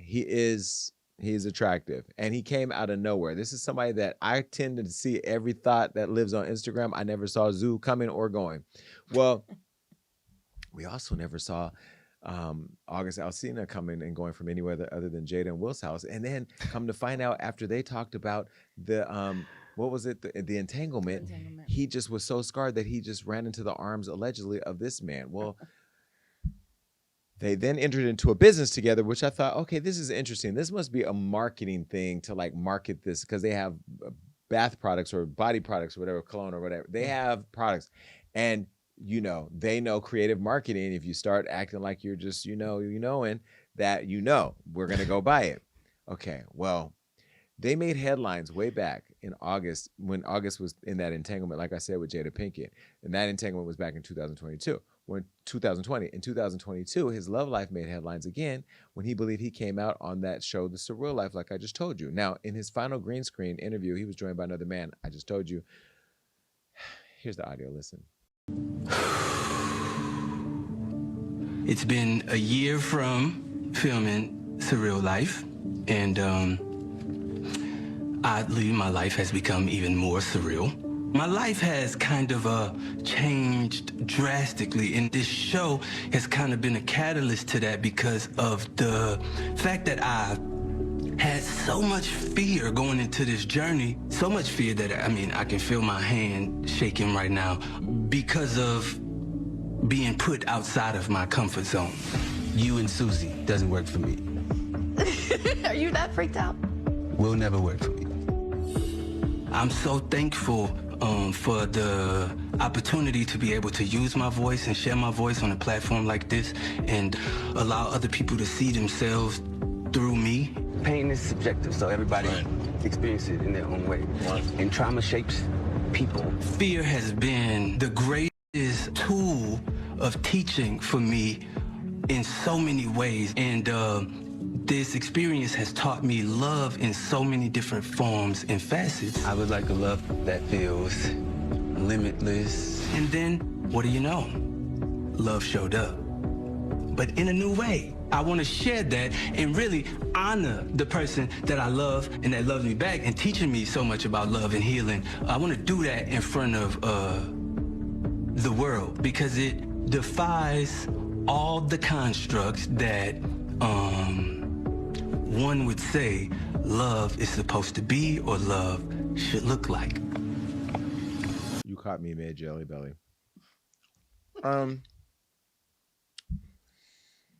First of all, that clip made me emotional when I saw it play out on TV for many reasons. One, I was mad that August met him first.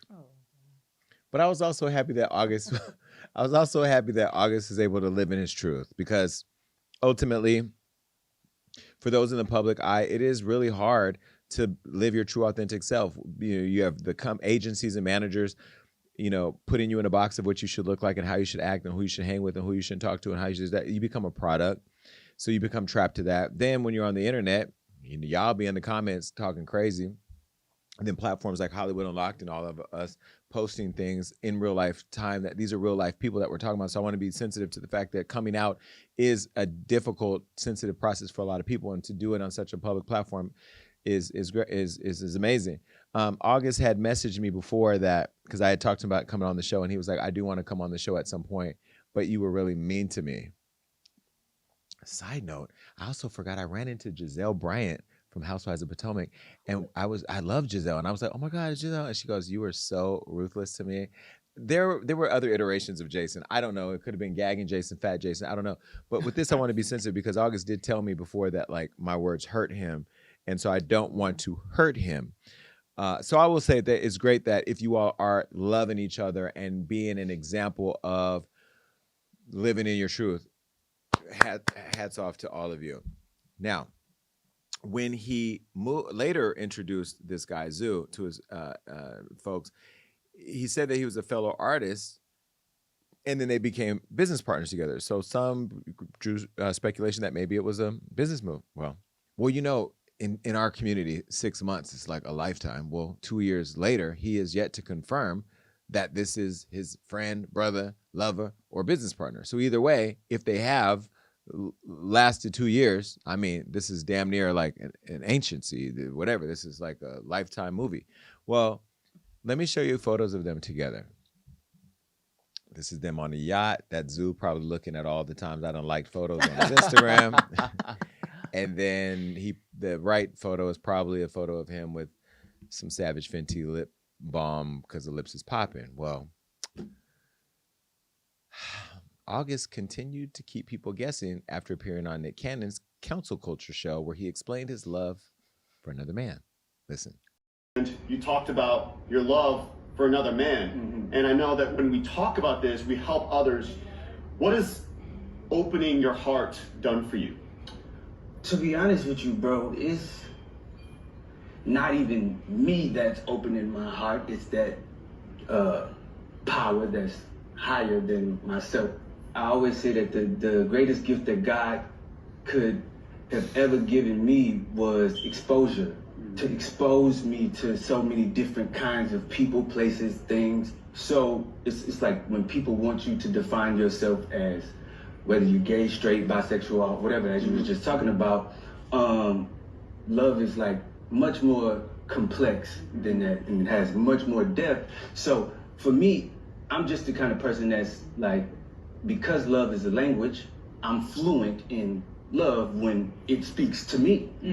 Why do us as humans have to have such direct answers or definitions of like, are you straight? Are you like, why? Or do you love her? Why?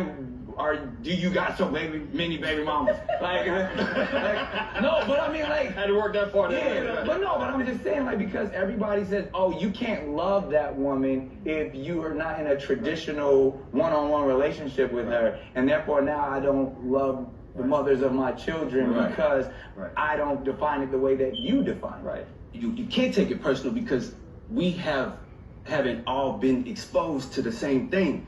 People have a very monolithic way of viewing. You want to burn the internet down? Add me to that relationship, baby. Because polyamory is not out the window for me. Now that I'm elected, maybe it is. I don't know. But when you hear this love story or this alleged love story, what do you think? Do you think he's like still afraid to come all the way out? Do you feel like he should just come out? What? Yeah, I feel like. I feel like he is still tiptoeing around it a little bit because there's not been like a definitive like statement of it, but that's fine. Like I think people are entitled to like some level of privacy in their life, and even though you're a public figure, like you don't have to share every single thing about your life. So if he wants to like, and again, like this is another conversation that we have all the time. Like straight people don't have to have a coming out conversation or tell the world they're straight, and I don't think people who are in non-traditional relationships owe anybody a conversation about the structure of their private relationships. I will say whatever his sexual orientation is, for me, it's just like, I feel like the fact that people know about every entanglement that August Alsina has had instead of his music, I'm like, go back into the music if he still wants to make that anymore. But it's like, I would love to hear August Alsina come out with an album that's popular. I did see him recently post something that he did some music, but again, this is overshadowing the music. Yes. I do feel like he could be performing at Prides, global Prides. I mean, you think about the market, there's so much that he could be doing, and hopefully he has a team that helps him with that. Well, listen, with all of that said, a few weeks ago, unbeknownst to me, there were rumors that they had allegedly broke up. Fans saw that both men started deleting photos of each other off their social media. Now, we all know that's how it goes down. It starts with that. Now, here's where I have to start saying I had to analyze this next move to see what's really happening. They also unfollowed each other, so they're not even following each other. And Zoo, who was invited to the public from August, just came out of nowhere, who everybody says is a really sweet guy, seemingly shut down rumors by posting this photo. Now take a look. This is the first time we've ever seen a photo of them laying down together in this way. And it's hot. Ooh. But he didn't tag August, and August didn't post it either. So I'm thinking, is this a Hugo Alamonte part 2? Oh, Lord. Where he's now like, let me go ahead and, because he just posted it and there hasn't been anything else. I'm waiting to see refollows. I'm willing to see more photos. I'm willing to see something, or I'm willing to invite them on the Jason Lee show together, like I had Blueface and Krishan, and have a whole conversation. I think that would be important, like powerful, because I could celebrate them and invite myself into their entanglement in public. And August would definitely get a Mandingo Hall of Fame award, by the way. It's all out there. I don't know. I just pray that if it doesn't work out, first of all, I hope that it's working out. All jokes aside, this is all entertainment, but do your thing, TikTok. I do hope that it works out if they are together, but I also hope that if it does not work out, that it does not go downhill in any other way. Because we need to go through the rest of this year. We need to get out of 2024 without one more scandal, right? Please, God. What do you think? Because you're. No, I think that would be a great episode of the Jason Lee Show. That needs to happen. Start by giving them both a hug. In a very public, non-baby oil way. Yeah. Right? No baby oil. Can you believe that oh, never mind. I looked down. It's on the list. Well, anyway, I hope that you guys are doing well. August, I'll slide in your DMs later today. All right. Neo's on the list today to talk about. First of all, I'm not going to make this an apology show, but Neo, I'm sorry. I pissed Neo off. Remember? Mm-hmm. I pissed Neo off. I think he's somewhat mad at me, but Neo's a great guy. I just had a moment in Miami where I reacted to, whatever, but I'm good if you're good. even though you tell me to go fuck myself. Well, Neo is slamming anyone shaming him over his polyamorous relationship. You know, he's 45 years old, a father of 7 by 3 different women. He's been exploring a relationship change for polyamory to see how he feels about being with multiple women, because he's had relationships with women that did not work out. You know, he was with Minetta Shaw. He had an engagement that didn't work out. And then he was married to Crystal Renee. And then that didn't work out. And, you know, a lot of criticism happened when he got with Crystal, because she was a former stripper. But let's be very clear. He was showing us the type of women that he likes. And Crystal, regardless of her career, is a very solid chick, and she's beautiful and sweet, and in many ways together, when you would see them together, she was a little edgy, he was a little edgy. You know, we know him publicly front facing as this, you know, artist that sings love music, but shit, you know, he was getting probably a little gangster behind the scenes with his girl. Well, either way, they didn't work out, and then he went off to have multiple women. Now he's in a relationship with several women. I'm just gonna cut straight to the chase and show you a photo with Neo and all his girls. So this is him and the 3 women. I think I may have met them in Dubai, or maybe there were 3 other girls. I don't know. But anyway, he has 3 different women. Let me show you a picture of all the girls together by themselves, because they clearly are friends. And they're letting you know, ass out, front out, whatever. It is what it is. But all of that is Neo's. Now listen, Dr. Cheyenne Bryant has been going around the world gathering all of the black men she could find and telling them what she thinks about them. You remember she went on our boy Cam Newton's show, said what she said, then flew over there to Nick Cannon with his 12 kids and had something to say. Well, Dr. Bryant had something to say about Neo on a recent podcast, and it was spicy. Listen. What is Neo to you, Dr. B? He's a womanizer. He cheated on his wife, and that's why she left him. He didn't cheat once. He cheated over and over again. He's a womanizer. And now what he's doing is, as a womanizer, he's gaslighting himself and that wife to make it seem like he wants polyamorous, when you never wanted polyamorous from the beginning. You wanted to be married but didn't have the discipline to do it, and your wife left you because she didn't tolerate that shit. Maybe. And so she pivoted from you, and now you're going and he's making these other women pay for the heartbreak that he caused to himself by saying, I want to be polyamorous. That's BS. You want to be married, you don't have the discipline, you don't have the tools to do it, so now you want to make sure you put out into the world, look at me, I want to be polyamorous because I cheated. No, you failed in your marriage, you're effed up, and that's the problem. Now you need to heal from that and not have these self-project your pain onto these women about your messed up decision making. Period. Can we book Dr. Bryant, please? Shouldn't she be a little nicer, though? No. Do you need to read? Why read somebody like that? If you're a doctor, aren't you trying to help them? No, but I think this is the tonality that gets through to a certain Well, it gets demographic. on our platform, clearly. I mean, I love Dr. Bryant's beautiful, smart, all of that. I want her to come here and tell me my issues, and in a very honest way. But I think that I don't know, maybe it was a little harsh, you know? I think that Neo is in the relationship that best suits him. If you're a man who can't be with one person and you know that, so then go get you 3 or 4 who are down with it. I can't find one. He found 3. I do not agree with what she said, because she said that he wants a marriage, but he failed at it. I don't think he ever wanted a marriage. I think he wanted it because like social constructs, but really he just wants a lot of girls. Or maybe he really loved her, but then couldn't deal with the need to have other people. Correct. Some of us have desires to be with more than one person. Now, I know like Rob and I, we are hopeless romantics that want to be in a relationship, but then the minute we get in it, it don't work, right? It's y'all's fault, by the way. Just want to put that out there. Well, since Dr. Bryant's comments and others criticizing polyamorous relationships, Neo now has this to say on the Good Dime Show. Listen. It ain't no secret to anybody that not too long ago I got divorced. I've learned some things since the divorce, and because of the divorce, to be honest with you, it made me realize some things about myself that I kind of had an idea of, but wasn't completely locked into. And now that I am, I realize how much time I wasted just on stupid shit. Like, you've heard a million times that honesty is the best policy. Right, for sure. That is the realest shit in the world. It really and truly is.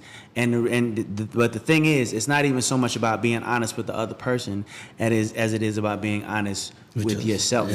Like the whole concept of, okay, I want this girl.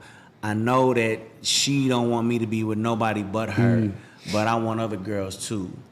And can I be honest with myself in regard to this and let her walk away knowing that all I'm gonna do is hurt her, because I'm not gonna be what she want me to be. I'm not gonna be that. I know I'm not gonna be that, but damn, I want her. Yeah. Like, can you be mature enough to let that go and understand that the one that you're looking for, the one that is willing to live the lifestyle you want to live or play it the way you want to play it, that person exists. Yeah. That person exists. That group of people exists.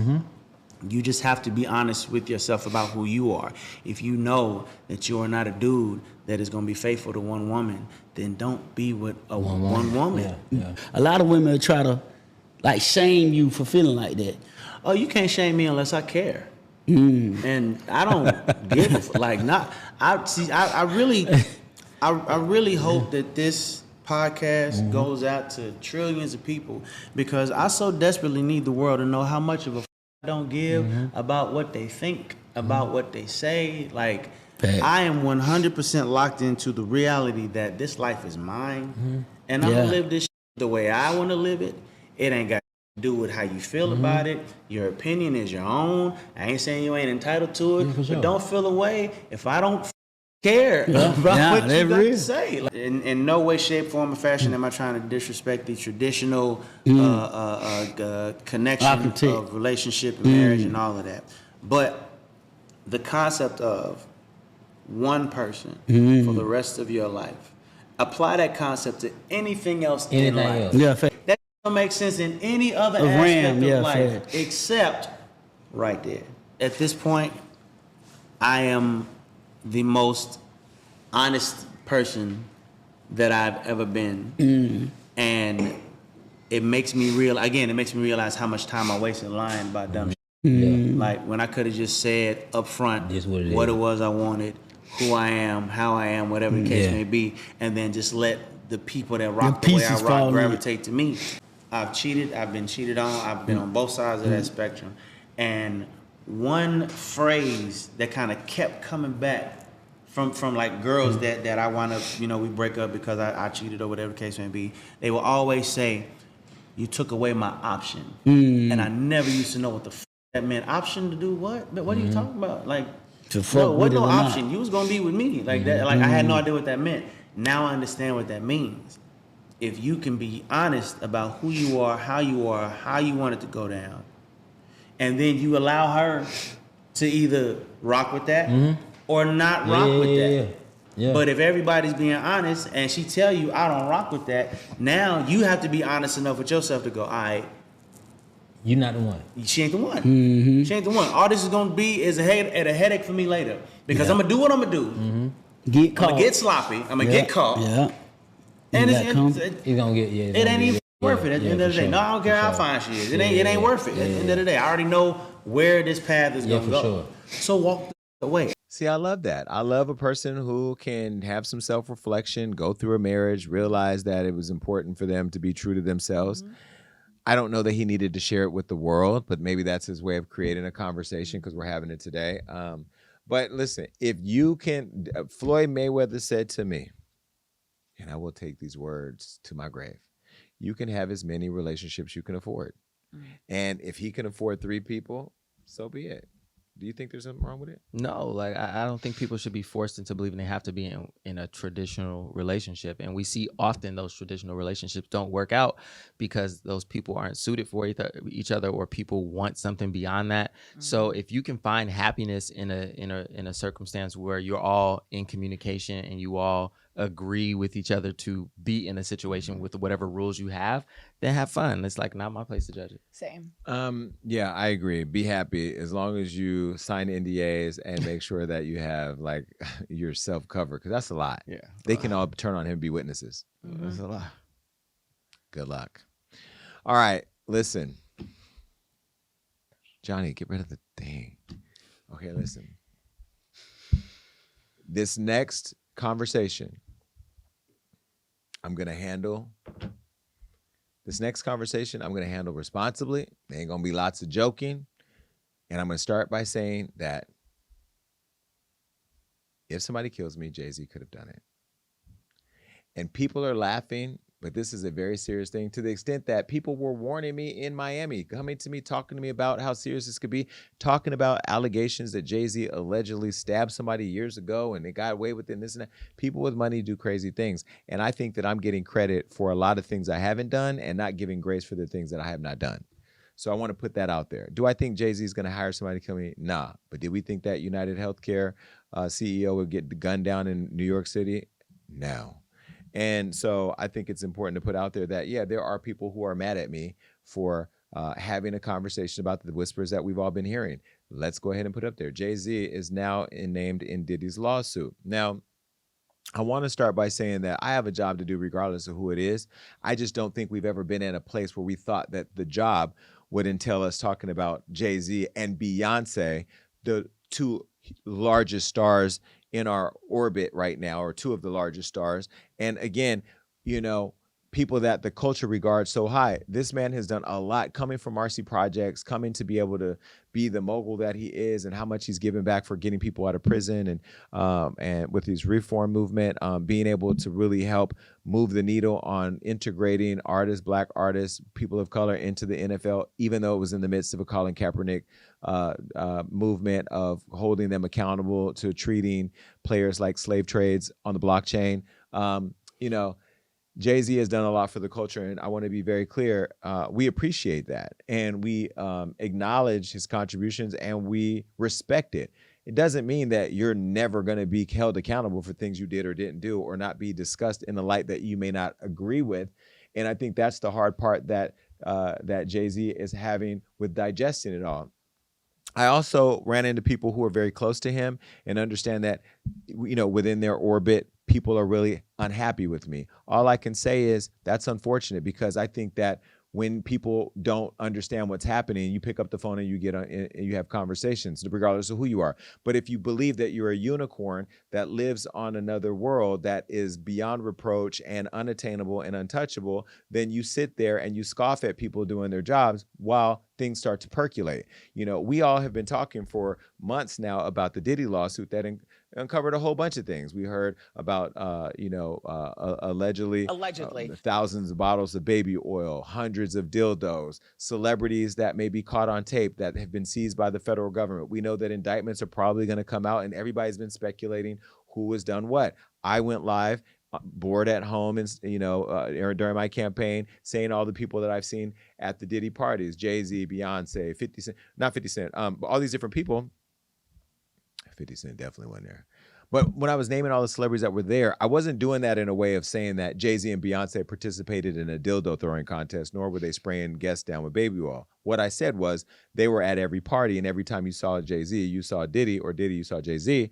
But that was at the Diddy parties, not Diddy After Dark, where all this other alleged activity was happening. I've also gone on multiple shows, including Chris Cuomo, Don Lemon, and Piers Morgan, saying that I'm not going to be used as a conduit to take down the culture, because cancel culture and this culture of wanting to destroy people before they have due process, I'm not going to participate in that. But nobody ever pays attention to that. All they see are the headlines where I sit here, cover my face, and tell you what I know about Beyonce and what I've done for them and their family, and the protections and covering that I did as an individual that I'm not required to do, and got no grace for that.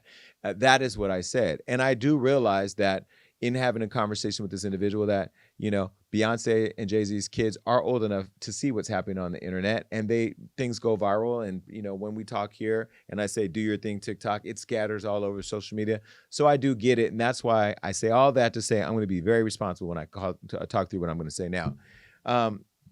Jay-Z has had lots of rumors over the years, and I will say they are allegations. There were allegations that he had a relationship with Aaliyah when she was a minor. There were allegations that he met Beyonce and got in a relationship with her when she was 16. There were allegations of relationships with him and Foxy Brown. I don't know none of that to be true. I've never validated none of that, nor have I ever even talked about it. But I still am getting attacked for all the things that all of you, the people in the Joe public, are saying.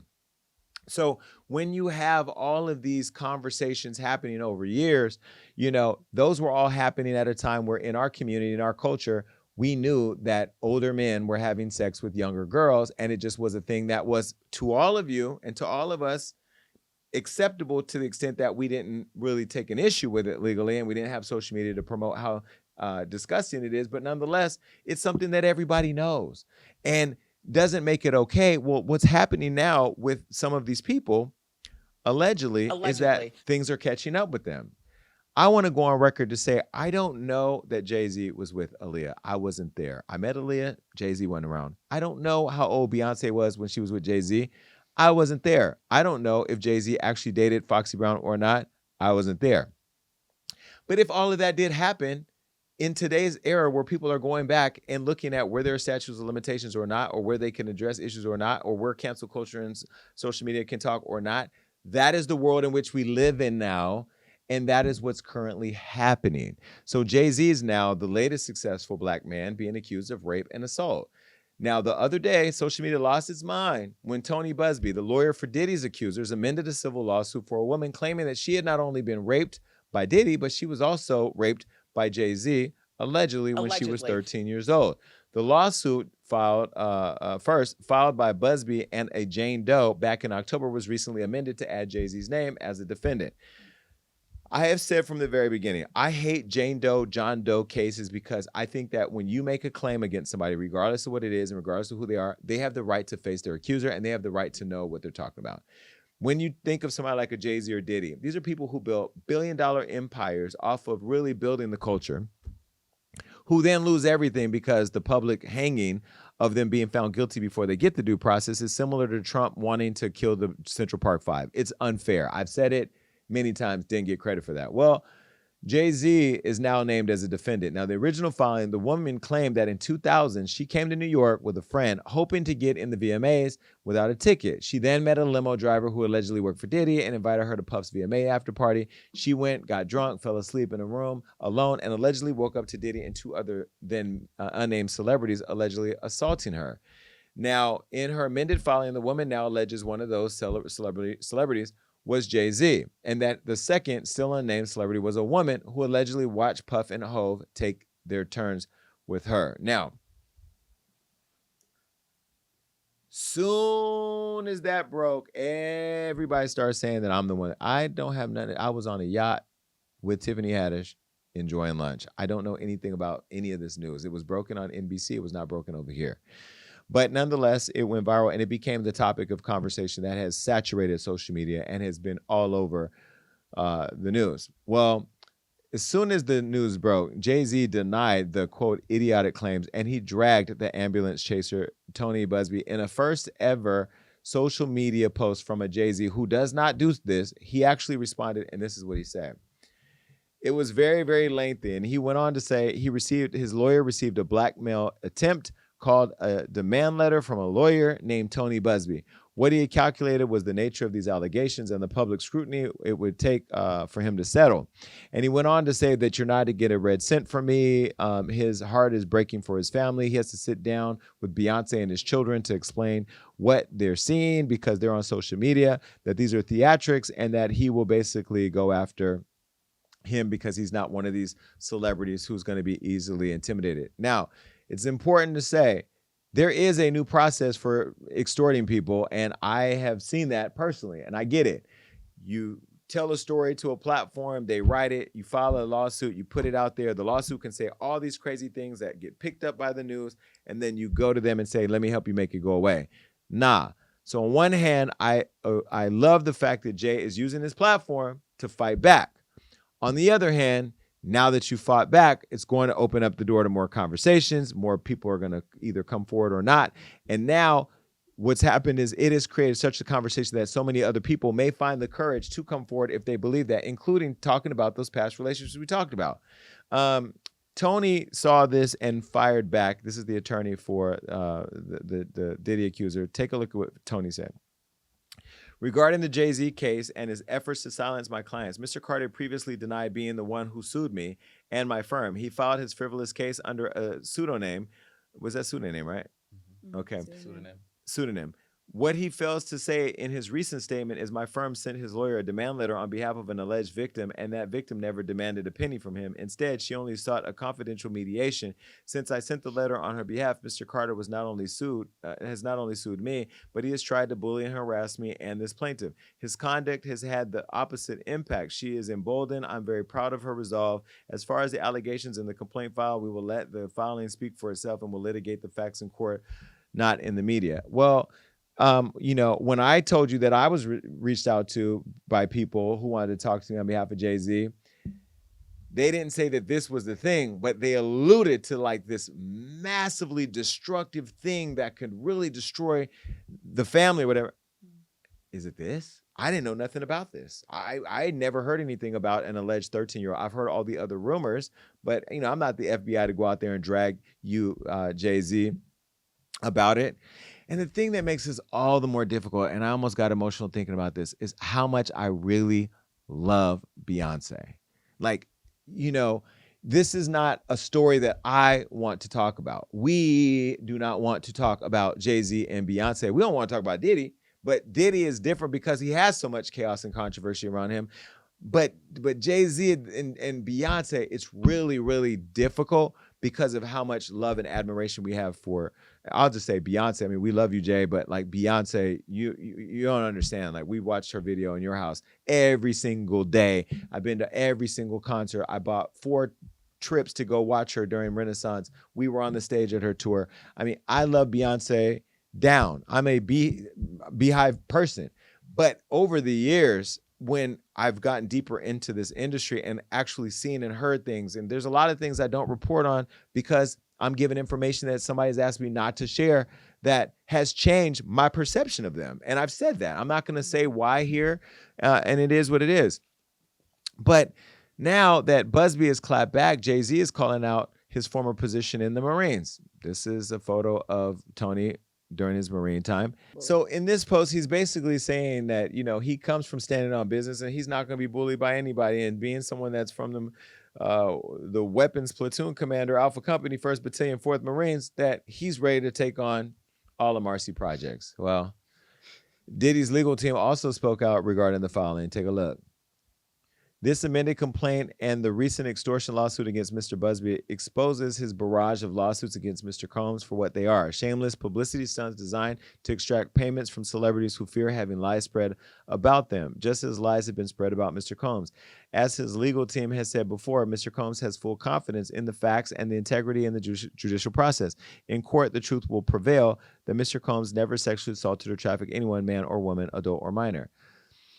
There's nothing wrong with being a freak, okay? You can be a freak. You can do freak nasty shit. When you fly them out with the intent to do stuff and coercing them or threatening them, or you pass them around to your friends, and we know that there have been pass-arounds at parties that happens, or when you do it with a minor, it's illegal, and there are consequences for that. And guess what? You're saying all of what you're saying, Mr. Diddy attorney, but Diddy is in jail until May, and he ain't getting out anytime soon, and it looks like he's screwed.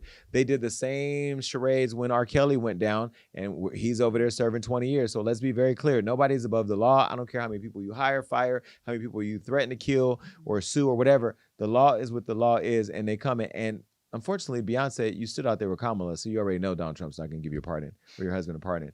Now, let me say that what I will say is I do believe that Jay-Z is handling it the way a person who didn't do anything should handle it. He's not playing any games because in less than 24 hours, he fired back in court, demanding that the accuser reveal her name. She's not 13 anymore. She's a grown woman, which I agree. She should have to reveal her name.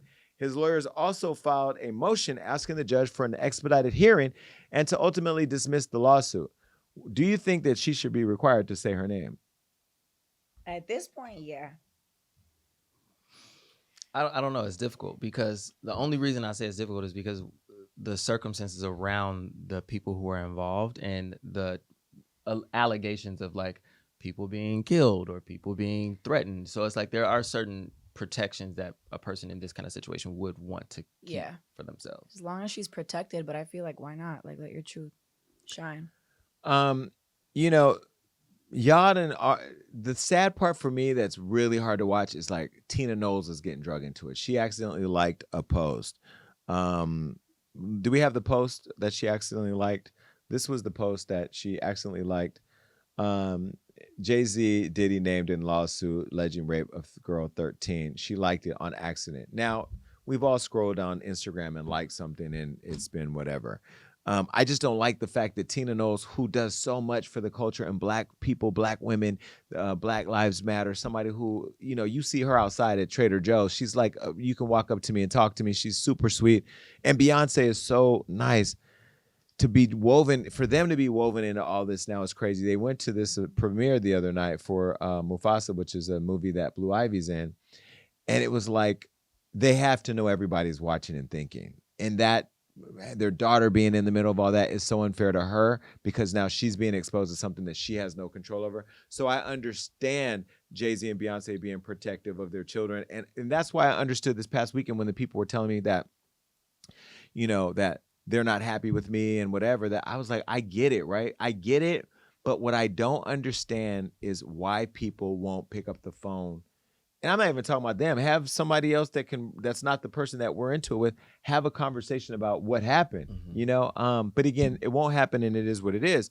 When this situation, Hove's legal team also alleged that Tony Busby dropped a woman as a client after trying to force her to make false allegations about being drugged and physically assaulted by Diddy and others. Now, the things got interesting when Jay-Z's mother-in-law, Tina, as I said, liked the photo, and y'all went crazy about all of that. So she posted a response to her accidentally liking the post, and this is what she said. She said, I was hacked. As you all know, I do not play about my family, so if you see something uncharacteristic of me, just know that it is not me. Please stop playing with me. No weapon formed against my family shall prosper. They were also outside at the movie premiere with their daughter, and, I know Charlamagne was recently attacked for saying that he doesn't believe any of the allegations, but I'm gonna go on to say that I don't want to say that I believe anything until I understand more and see something. And I also will say that I can't say that I can't believe that we're talking about Jay-Z and Beyonce. I pray that they find the peace. This is not a joke. This is a real thing. And it was really hard for me watching Beyonce and her daughter walking on the red carpet at that event, because I'm just thinking like, damn, like you've had a stellar career, no drama, no scandals. You've earned the privilege and the position of being the greatest artist of our time. You have built a family, and you've done it all, and you've slowly started letting us into your life. And then now this happens. And Jay-Z, you're fighting for your family, and I respect it. But it's also coming off extremely desperate, and it's coming off very, I understand when you're accused of something you believe you didn't do or you didn't do, that you want the world to know that. But social media doesn't care. Like, they're just eating this up. You're on every reaction's is an action, or every action's a reaction, and everything you do is on the news, and it's going to keep being discussed until there's some closure, and this thing can go on for months. What does he do? I think he does what he's doing now. He puts out statements to defend himself, and then just goes through the due process to have his day in court. And I think it's important that people slow down and stop rushing to judgment, because these people have real lives. Like you mentioned before, they have young children who are going to see this. They have reputations that are at stake. And if they are guilty, then they should be punished for their crimes. If they're not guilty, they shouldn't have their life ripped apart in the process of finding their way to their innocence. I just feel like, unfortunately, at this point, in my opinion, he's damned if he, you damned if you do, damned if you don't. Because if he didn't go to the premiere, they'd be like, oh, wow, look, he's guilty. He didn't show up. But now he showed up. They're like, oh, look, he's not smiling. He's so guilty. So it's just like. But it almost seems, too, like the Carters are oversaturating the media with new content to keep the other content away. Like, we're on the red carpet, behind the scenes on Good Morning America. They're doing what business as usual. But I think there's just a missing piece that, damn, I don't know. I don't even want to talk about it. It's one of those things where, like, I can only say what I see, and I have not seen Jay-Z with a kid. You know, all the other things you want to say, his issues with Dame, the issues with, you know, Kanye or whatever. I mean, there's all those things that people can say about Jay-Z, doing the deal with the NFL behind, you know, while Colin Kaepernick. All that is business, and the business is what it is. Sometimes business gets messy. Did he cheat on Beyonce? I don't know. He wouldn't be the first man to cheat, and she's still with him, so that's their business. The 13-year-old, I hate when people throw that pedophile thing or that rape thing on somebody that's not true. We just saw Jonathan Majors lose his career as a result of something he was just found not guilty for, and now he's on his way back. But like Jay-Z with a 13-year-old, I mean, even if it was 20 years ago, it just seems crazy. Mm-hmm.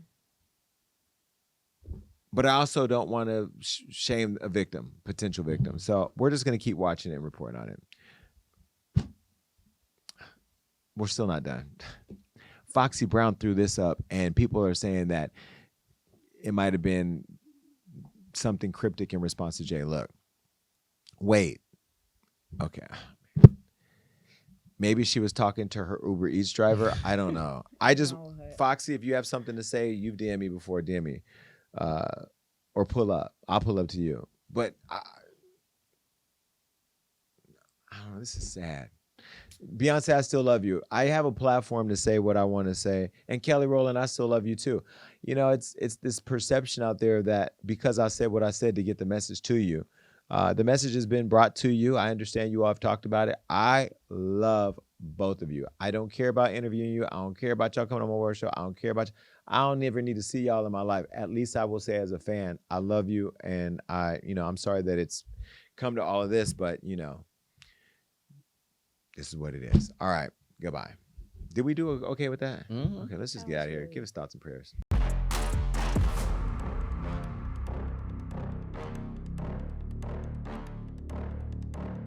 With Inauguration Day a little over a month away, Donald Trump is moving full speed ahead to deportation station. But Trump's plans to mass deport aren't just targeting illegal migrants. Now, certain American citizens are being targeted, like Marina, as he again threatens the Constitution's 14th Amendment, a road we've been down before. Also, our president-elect, who's been convicted of 34 felonies, took issue with Joe Biden pardoning his son, calling it a miscarriage of justice. Meanwhile, he vowed to pardon the Capitol rioters. That looks like the pot calling the kettle orange. Trump is taking us for a ride that some of us just did not sign up for. Some of y'all did. Wasn't me. Just like the wicked ride that critics have taken with Ariana and Cynthia Erivo and taken us all on as well. Have we not learned to stop negatively commenting on people's evolving appearances? We don't know what people are going through. And if you're really, really, truly concerned, just pray for them and wish them well. Just like we're doing for Neo and his multiple girlfriends. That man said he's finally living in his truth, and he is now the most honest person he's ever been. What did Lizzo say? It's about damn time.